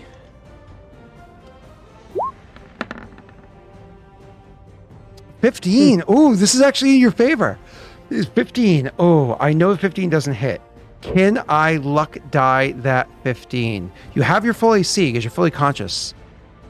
Flat-footed? How's he flat-footed? He has his dexterity bonus AC. He's not unconscious. He's conscious. For the reference, though, Snugger, I'm not a dex-based character. Flat-footed literally has 0 impact on me. Don't you love saying that? Don't you love saying "F you're flat-footed"? Oh, yeah, so good. Especially if you're like a level 2 barbarian. So like, I don't care about your sneak attack either. All right, so I think your AC is a 19. I think it's a 25% chance. Because I know an 18 doesn't normally hit. I just don't remember how much of a penalty your ability gives you, so. 17 won't hit either way, so it was just a waste of a daddy's die. So I imagine he's like, screw you! And he swings down to hit, and because you're not helpless, I can't coup de grace. Because coup de grace requires you to be bound or helpless. Because coup de grace is terrifying. It is, and it should be. That's what a flump used to kill an advanced intellect bearer. I forgot to add that emote to when we take a break, I'll have to try to upload that emote quickly for everybody. Yes. Oh, I forgot. Yeah. Oh my God, I have to add that email. I have to download them real quick. Raise your flump busy. songers. All right, so chat, when we take a break a little bit later, I'll definitely add that emote for you guys, for all you flumps out there. That's what we should call chat from now on. We should call them our flumps. Yeah, they've always been our flumps. Ever since we came together. Like, that is the most bonded I've ever seen chat. We, like, grouped together to save a bunch of flump children. Yeah. Never before has there been such harmony. I do want to say, if we had to elect a king, if we had to democratically elect a king of the flumps, I think it's only appropriate to choose Norway. Right? Shouldn't Norway be the king of the flumps? Yeah. I mean, that seems quite reasonable, actually. Right? Especially considering that Norway has a democratically elected king. Like, I just feel like so many things like line up to make it like a, you know. Agree. They are nice creatures. He agrees. Right? They genuinely are. Like, it only got vicious because to save children, right? To attack a vicious, evil creature. So I hear ye. Henceforward, Norway shall be known as King of the Flumps. I just can imagine just like Brit's just sitting there having a coffee this morning, just reading, and she just turns the page and she just hears this and she just it carries on. Yeah, Anno, you could be the fucking jester, okay? Like, there is you're the flump that's upside down and you color-coded all your different tentacles.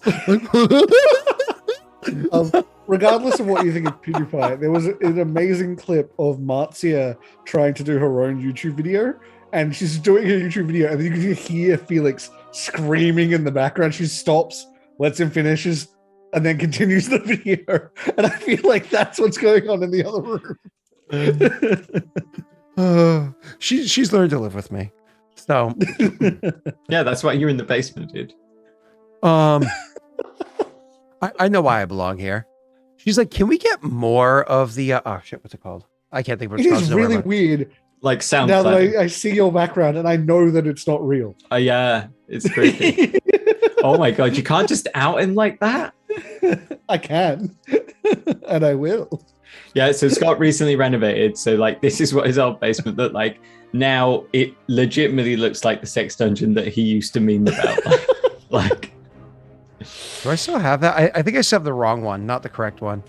I still have the wrong ones. Scott, I will forever hate the single best reaction gif I have. The single best reaction gif of me that has ever been made includes your fucking daddy's dungeon shit in the background. I know. It's the best. It's like perfection. It's like, I want that one to blow up on Twitter, you know, like it's such a good reaction gif. I'm just like, it had to be that background, didn't it?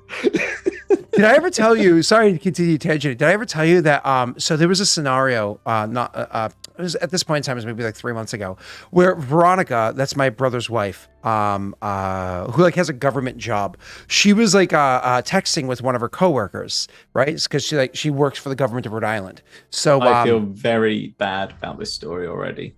No. So she was texting with one of her coworkers or whatever, and so her coworker texted him back, and then as a response, like we all do, because you know iPhones, they like use a GIF that's on the iPhone, right? So she like sends a GIF to Veronica, and Veronica looks at it, she's like, holy shit, she just sent me a GIF of Mike, like Michael Martin.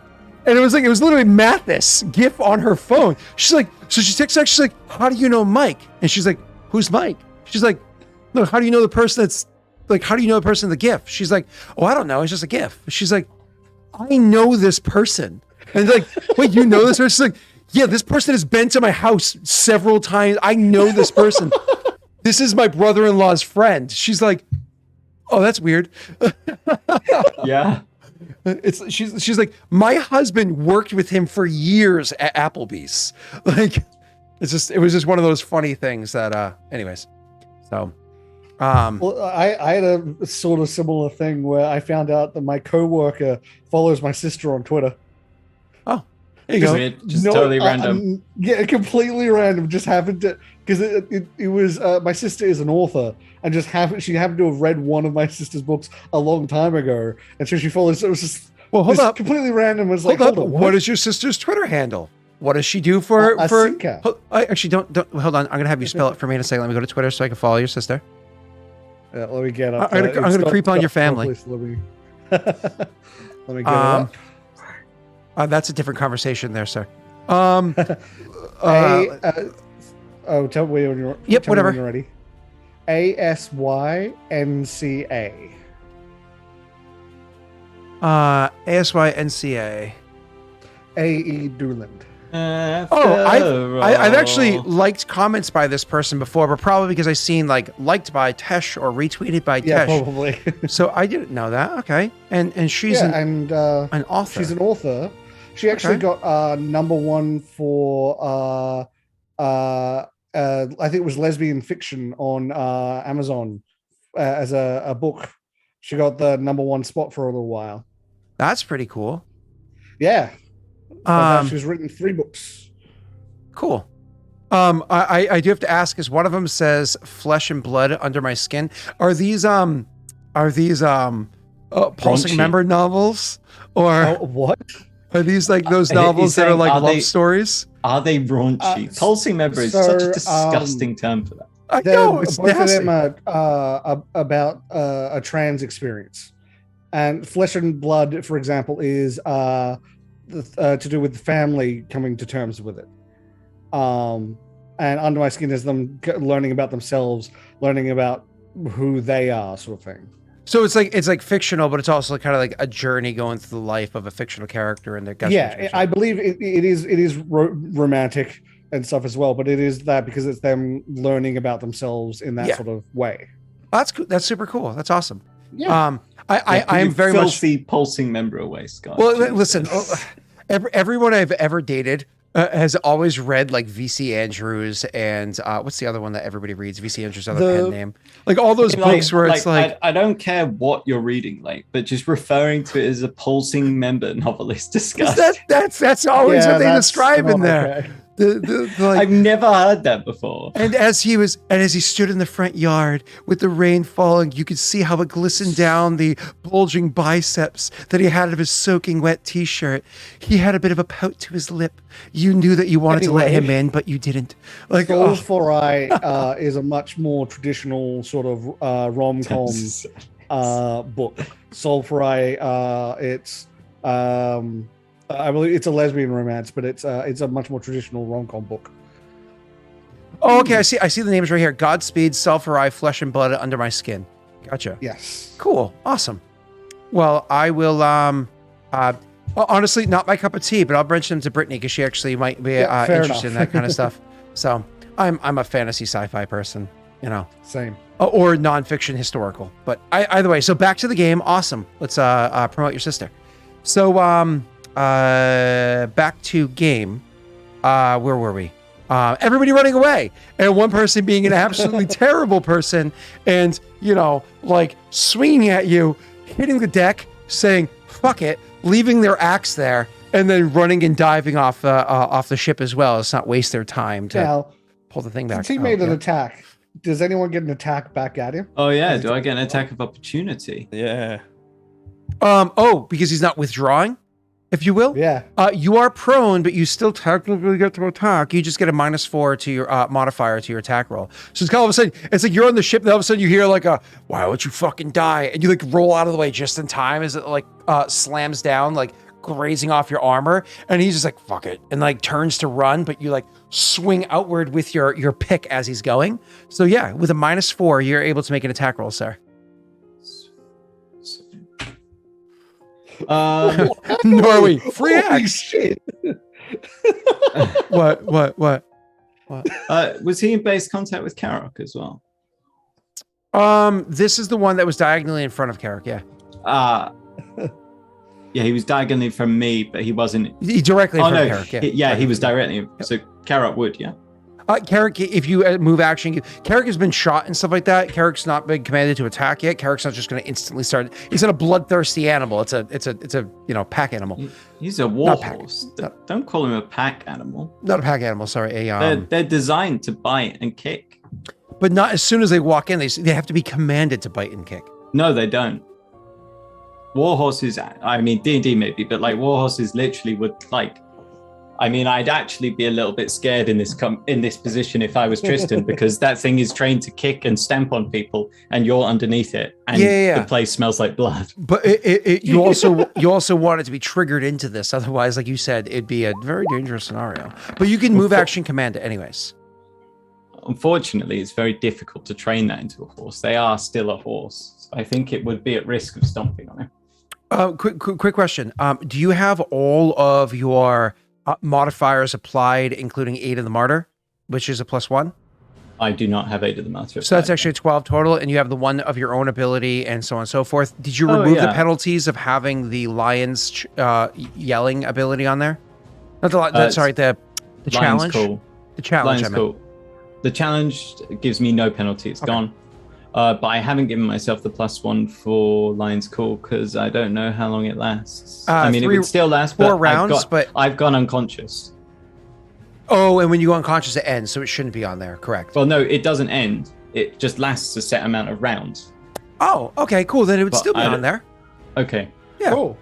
Yeah, if it's not like, unless the person goes, unless there's some reason like that, added the Aid of the Martyr +1? He hasn't. So is it a 13 or a 12, sir? So that'd be a 13 then. Yeah, okay.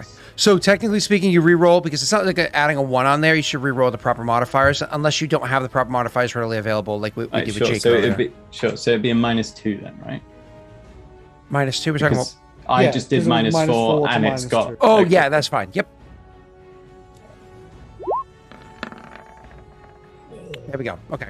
If it was like a 1 difference, I'd just go with it. But because it's I don't need Joey trump carding me because I didn't let you. Even though he's quiet in chat, he's waiting for his moment to be mean. Nice. And this one has taken damage before, as previously stated, but was not hurt by the exploding thing. 6 points of damage is not enough to take them out. So I imagine as they're going, you swing with the pickaxe, but it's actually like, so the pickaxe is the pick on one side, but it's the counterweight on the other side.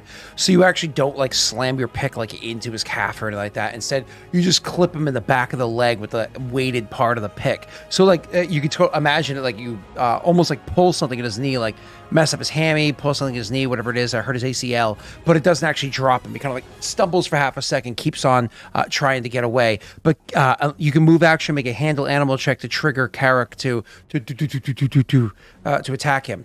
Now, usually something simple like this you would just tell Carrick, get him. But it would work no problem. But as I said, Carrick being hit by the arrows or whatever would just require a simple handle animal check from you. Sure. Simple being DC 7. Which I think you auto hit anyways. I can't fail that. Okay, Holy fuck. So you crush it. So Carrick can make his attack roll.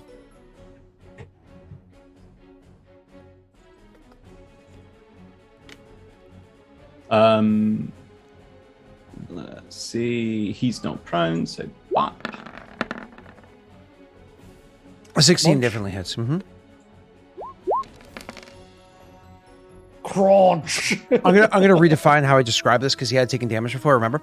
So you actually clip him in the knee, and he kind of like he keeps moving like with a limp, as I had said. And as he goes away with the limp, Carrick is able to just barely like reach out and bite the back of his shirt, like the back of his collar or whatever it is, and pull him just enough that his weakened knee kind of gives way under him, and he stumbles backwards and falls down. You kind of like realizing what's about to happen, you have just enough strength and wherewithal to quickly like turn and roll away as Carrick just goes, and just starts stamping into him on the ground. He did. Oh, he as did. He gets crushed, and eventually it's that like in the side of the temple that like cracks the skull and deforms the head and everything, and finally puts the guy out of consciousness and out of his pain as his organs start failing beneath him. So he ends up dropping. After that is going to be so that was his turn. Horrified.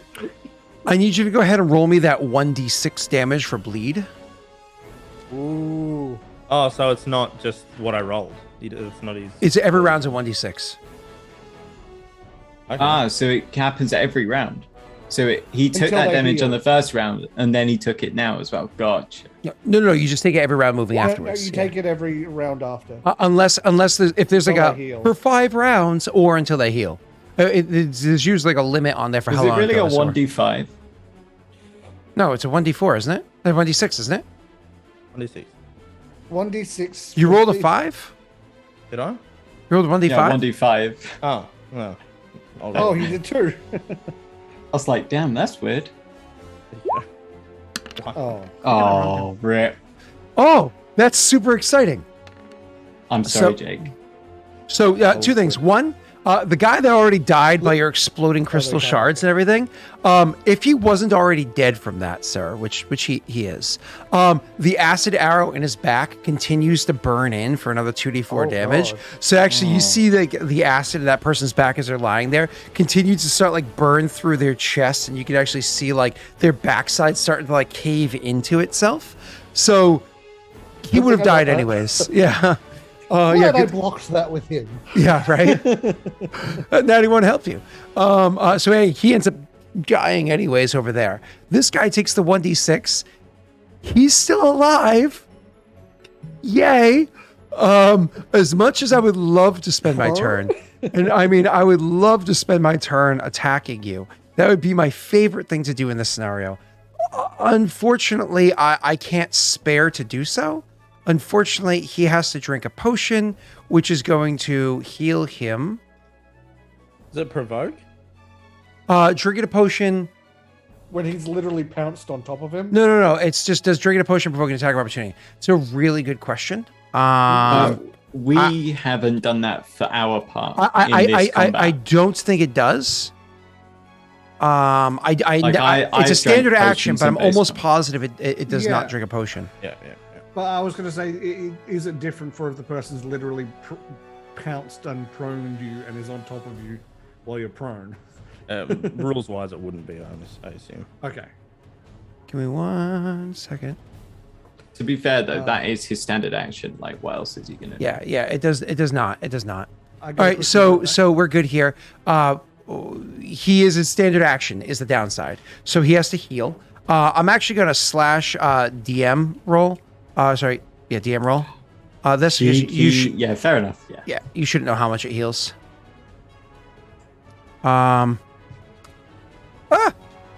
Is it DM? Oh, GM roll. That's right. I just almost never do it anymore.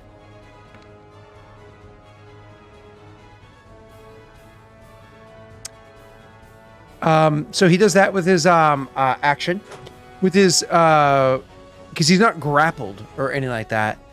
With his move action, he is going to stand up from prone, right? And then he's going to start calling out to his crew, like as he's like drinking this potion, kind of like I can attack. No, it doesn't provoke attack of opportunity. Oh, Yeah, it does motherfucker! It does standing provoke from attack of prone. opportunity. Yeah. Give me a second. I'll Give me a take second it. to think. Give me a second to think. You're right. It does. Give me a second to think. It does. It does. This is Pathfinder, which I prefer it this way. To be clear, I prefer it this way. But let me just double check one other ability first. I'm pretty sure this is a standard action as well, so I'm pretty sure I can do nothing except for get punched in the face. All right, let me just double check one more thing. I'm almost positive I'm just screwed. Do you see me squirming right now? You see me squirming so hard? Yeah, it's standard action as well. Okay, so he drinks his potion as he stands up from prone, trying to call out to his men.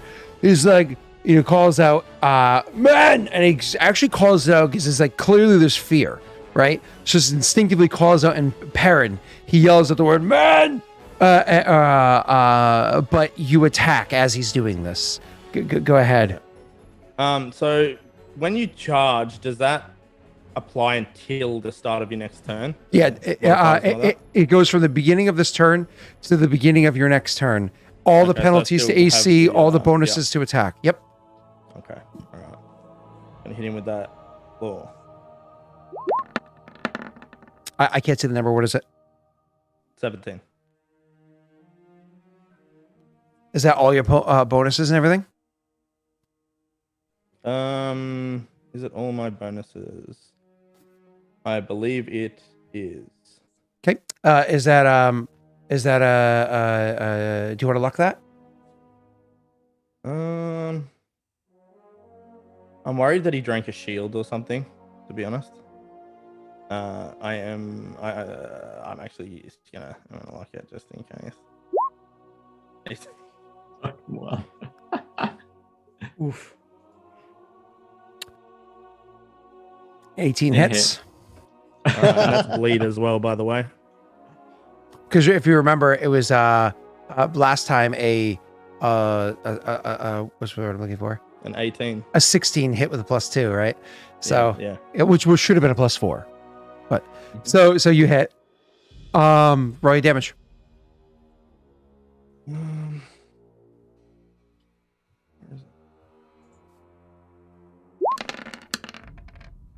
Ow.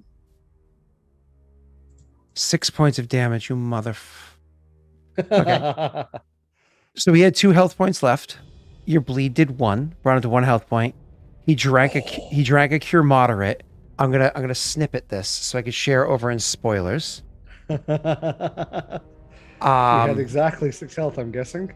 So snipping this, I'm sharing it over in spoilers right now. Climë spoilers. Paste. So I rolled double ones with a +3. So 5 + 1 is 6 health. He did 6 damage. He's at 0 health, but because he's not just like a basic NPC, right? He's clearly a tougher one. He is still standing, but disabled. With bleed. But with bleed. So that's his turn. But we know how it's gonna end next round. So I can't do anything else. No, you've not rolled so great, have you? No, Tristan, it's your turn with your -1 health points and your 8 of the martyr. Staggered.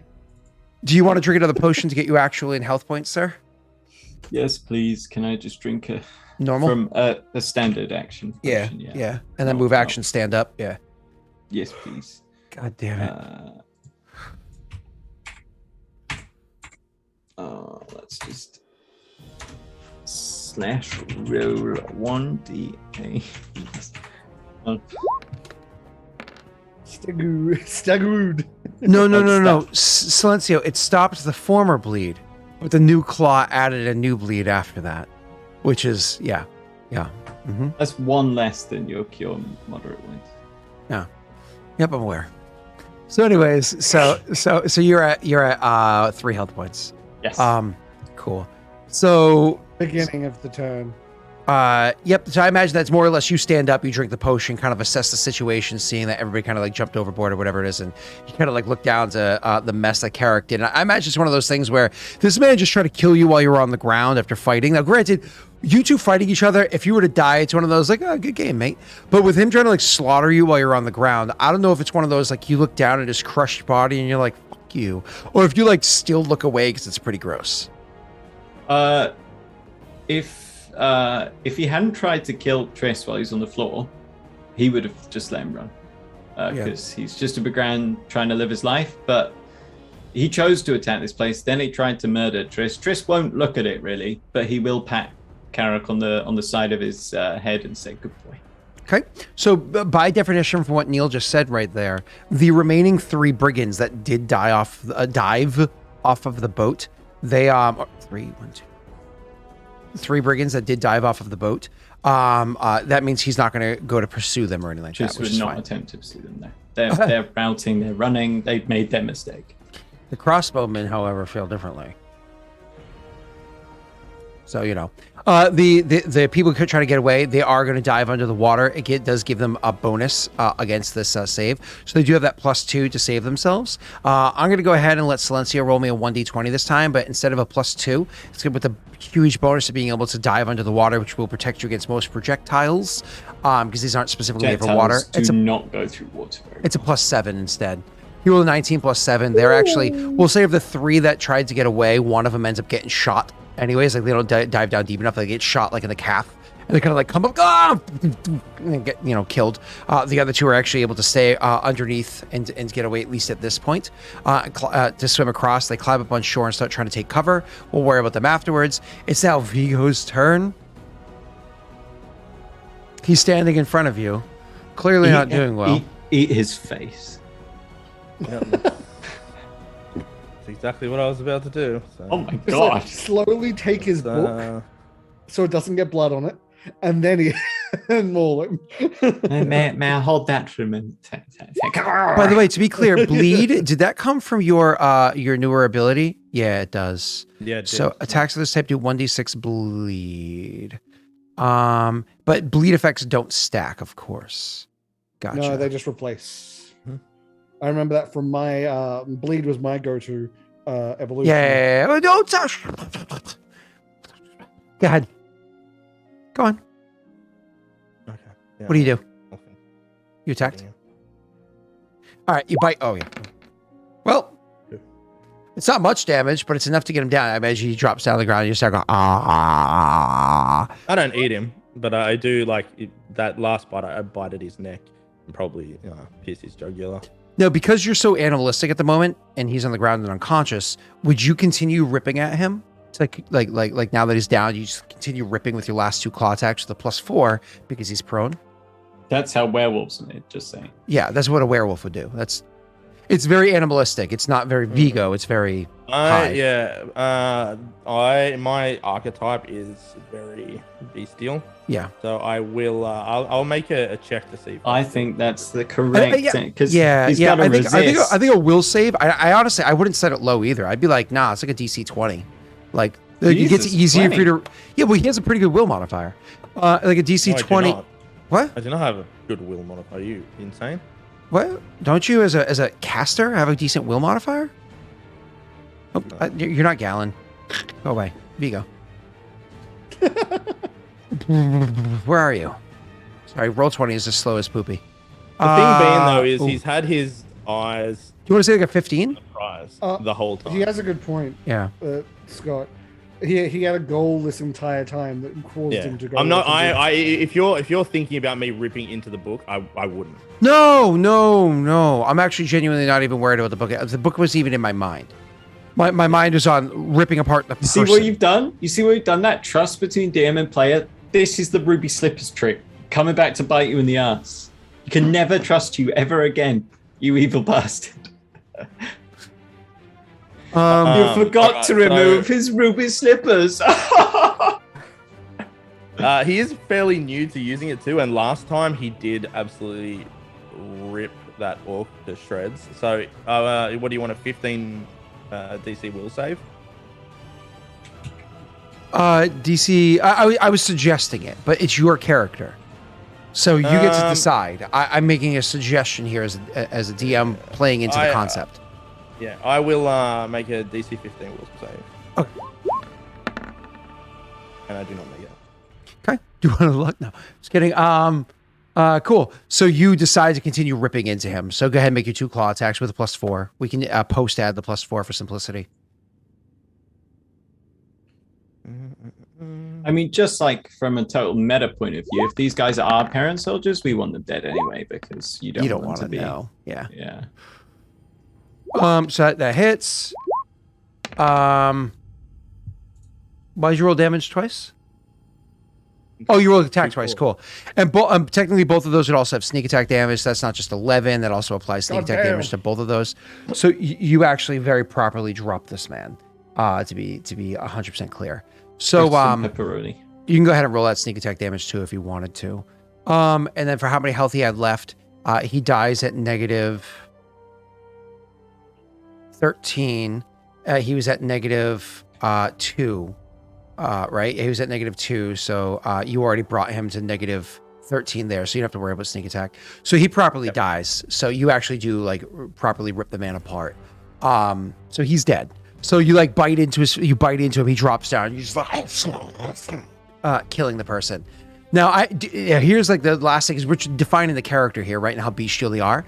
Now that you know that he's dead and everything's over, you kind of like look back and you see like the battle's almost over. Is your character one of those, because you are more bestial, you are more like almost like werewolf-esque, to go to what Neil was saying before. Is it one of those like now you're letting out that last like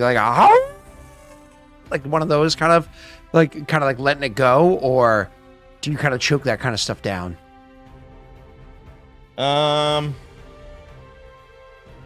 No, I don't think you would howl. Okay. Cool. So you just start, like, I almost imagine almost like hulking, trying to like regain your sensibilities, like a... Yeah, I mean, you can see him after he sort of comes to his senses after ripping at the guy. He looks back, sees people jump off the boat, I'm assuming. Then his brain starts to kick back in. I mean, it's out of turn, but what he would do is kind of like grab hold of the body and then try and slip into like behind a tree or into a bush or something, dragging the body. Sure. Yep. Absolutely. So you're going to do that. Viggo, that was your turn. It's now the archer's turn. Two of the archers just straight up fled. I'm going to make one more shot with one archer before they're just going to straight up flee as well, because that would be stupid. But they just witnessed a horror show happen as that person said, "Man," and then couldn't get another word out, right? Because you were kind of quick and discreet in what happened beforehand, but he actually did call it for help. So one archer is going to make one shot against you. You do have hard cover from, concealment from the trees. So I'm going to make an attack roll, and whether or not it hits you, can you choose somebody in chat to roll a d10 for us? But before they roll, can you announce which two numbers mean they miss? I'm going to make my attack.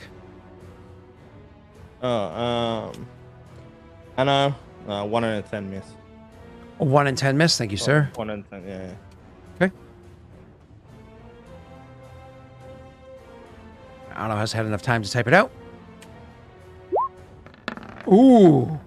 And that's an attack that can legitimately hit you, too. I know you get a disgusting AC, so it's a D10, sir. I'm going to daddy's dice this, just in case.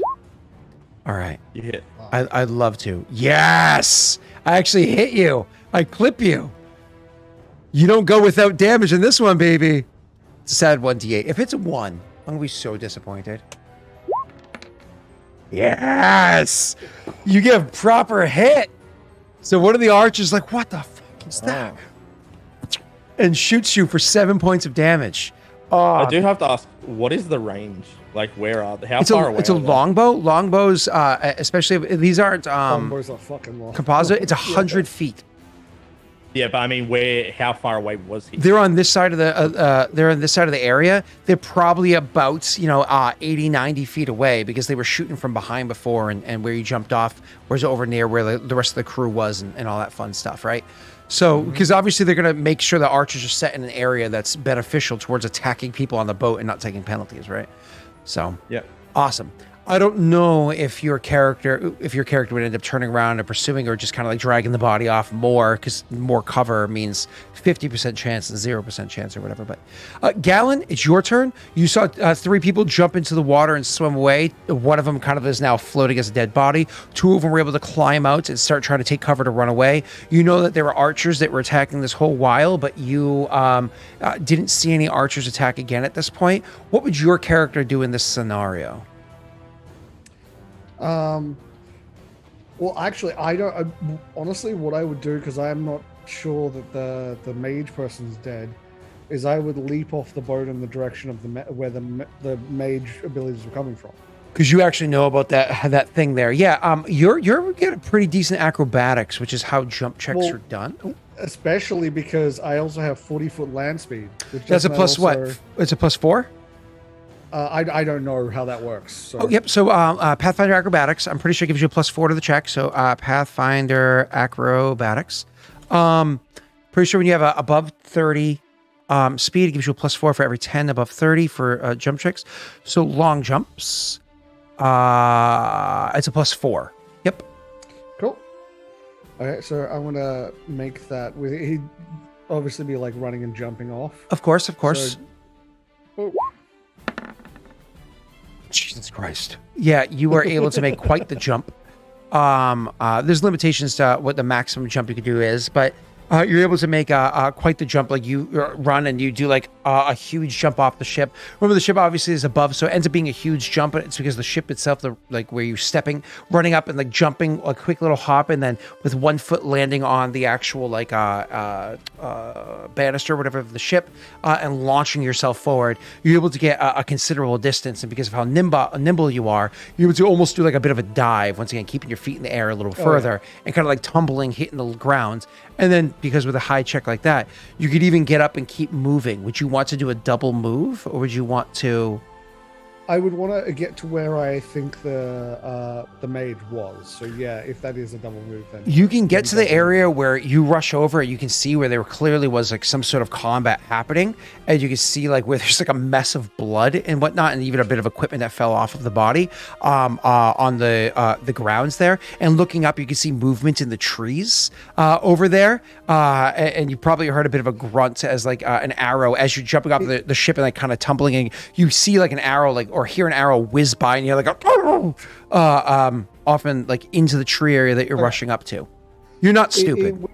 Yeah, with that information, I can piece together what's happened, given the lack of Viggo and now this. Can I shoot an arrow back at the person that was shooting an arrow this way? You had to double move to be able to get up here and get all that you're right, information. Yeah. Then I would just roll your thing, because you might have increased your speed anyway. Oh. That's a good point, sir. I think I forgot to roll mine. Hey, look at that as well. Is that increased speed? That is increased speed. Oh, yeah. You get here and you're moving. Roll me a perception check. Perfect. Perfect. Okay. Perfect. Oh, that's still 12. You know what? Can I luck that to see if I can shoot the guy? You can. 15. You do whatever you want, BB. Do it. I knew where they were before, so it wouldn't be too much much to figure out where they are now. 13. So when somebody makes just like a shot, it makes them very apparent as to where they are. But what it is just that baseline cover that they have that makes it difficult. So no question, you can absolutely see where the shot came from, but you can't straight see that individual. So if you had some sort of AoE, even just like a 5-foot bursting kind of ability, absolutely you could be pretty confident you can hit the person. But with it being a with you being able to directly see the person, it's gonna be a 50% mischance. Because they have, you can't see the exact person. So first you make your attack roll, and tell me, how are you attacking them? Do we still have Lion's Call? Just checking for... Has it been 4 rounds? I would say this is probably round number 4 since it happened, yeah. Because it's been a while, but not that long, yeah. Are you sure? I think this is round number 4. I reckon this would be the last round. Yeah. I think. I think your upcoming turn, Neil, would end it.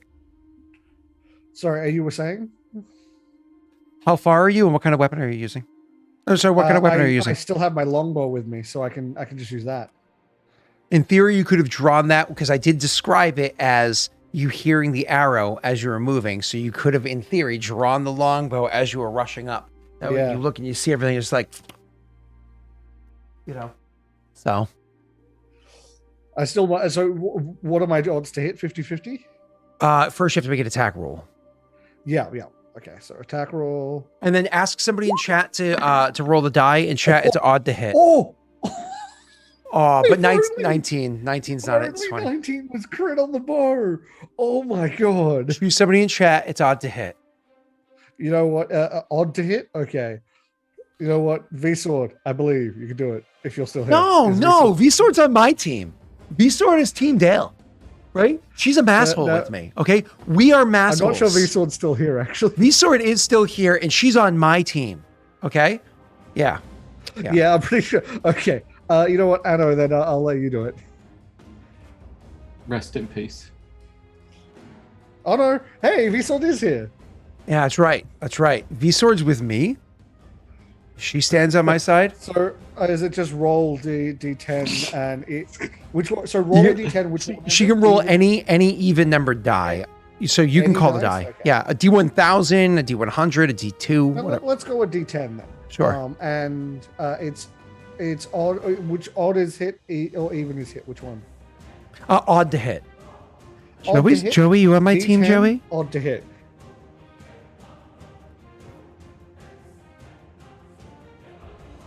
Waiting. Riveting. Do, do, Rolls a She's D10,000. like, Jesus Christ on the other side. Fuck. I told you she was That's on my side. That's Told you okay. she was on It's my more side. of, Hey, girl. Hey, girl. How much damage would that have been? I'm just curious. Oh, let's have a look. Well, let's see what it would have been if it crit as well. That's what I'm looking for. Damn. Well, it wouldn't have crit. It wouldn't have crit, right? But No, I know, but yeah, like, 8 points of damage is pretty devastating. So, no, that's okay, Vsel. Don't worry. It was the combat's basically over at this point anyway. It was more just of a reactionary thing. yeah. Okay, cool. So that kind of ends that. The people that like landed, hit the ground, they're still running off. You know what I mean, and so on and so forth. So this kind of like ends the combat officially, if you will. So those two go running off. Obviously, the 3 living archers go running off. So 5 of them I would survive. end Go ahead. my turn with a. You good? Obviously, like saying off in one the direction. thing I just want to see. Give me 1 second. Okay. Just want to make sure I didn't get that one. Because, you know, I got that one. You know where I was going. But yeah, so I don't it know. ends You turn you same were as down the last time I like shredded somebody, but something you would know, like notice there's like viscera all over. Like it's a very bloody, like it's Trying not to notice. yeah. Viggo hears you speak. Says, Galen? Viggo, you okay? I took an arrow, but I dealt with the mage.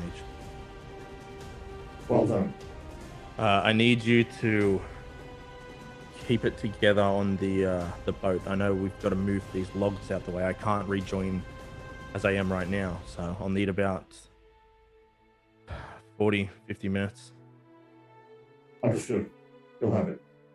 And I'll like move behind a tree to the point where like none of the other people on the boat could see, and that's when I'll drop the crystal and start heading back towards the boat. What's the crystal? The crystal suit. I'm okay, making sure that part of the reason why he went to the forest is so he could finish combat away from the boat and not have to explain too many things. Yeah. So yeah, he'll drop while he's not visible from the boat, he'll drop the crystal and start heading back to it.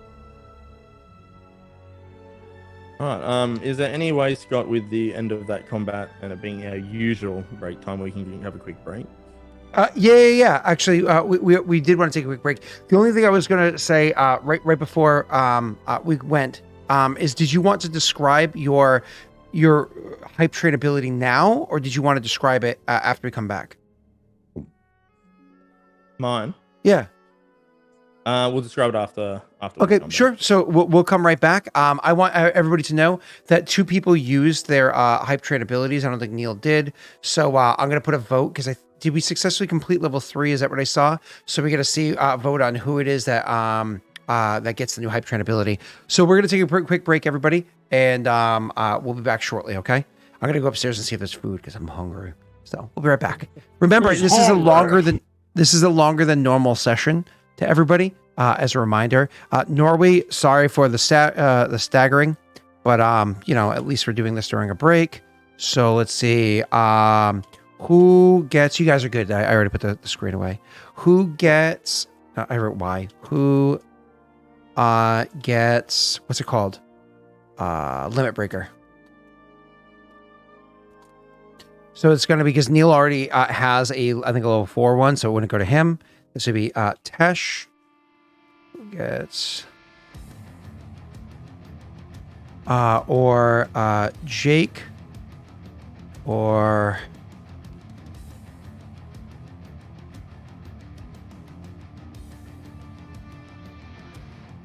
okay. I'm gonna do a 5-minute vote on this one, give you guys some time to really play it out, and I'm gonna go upstairs, take a pee, and see if there's food. I'll be right back, everybody. be right back. Oh, let me mute everything too.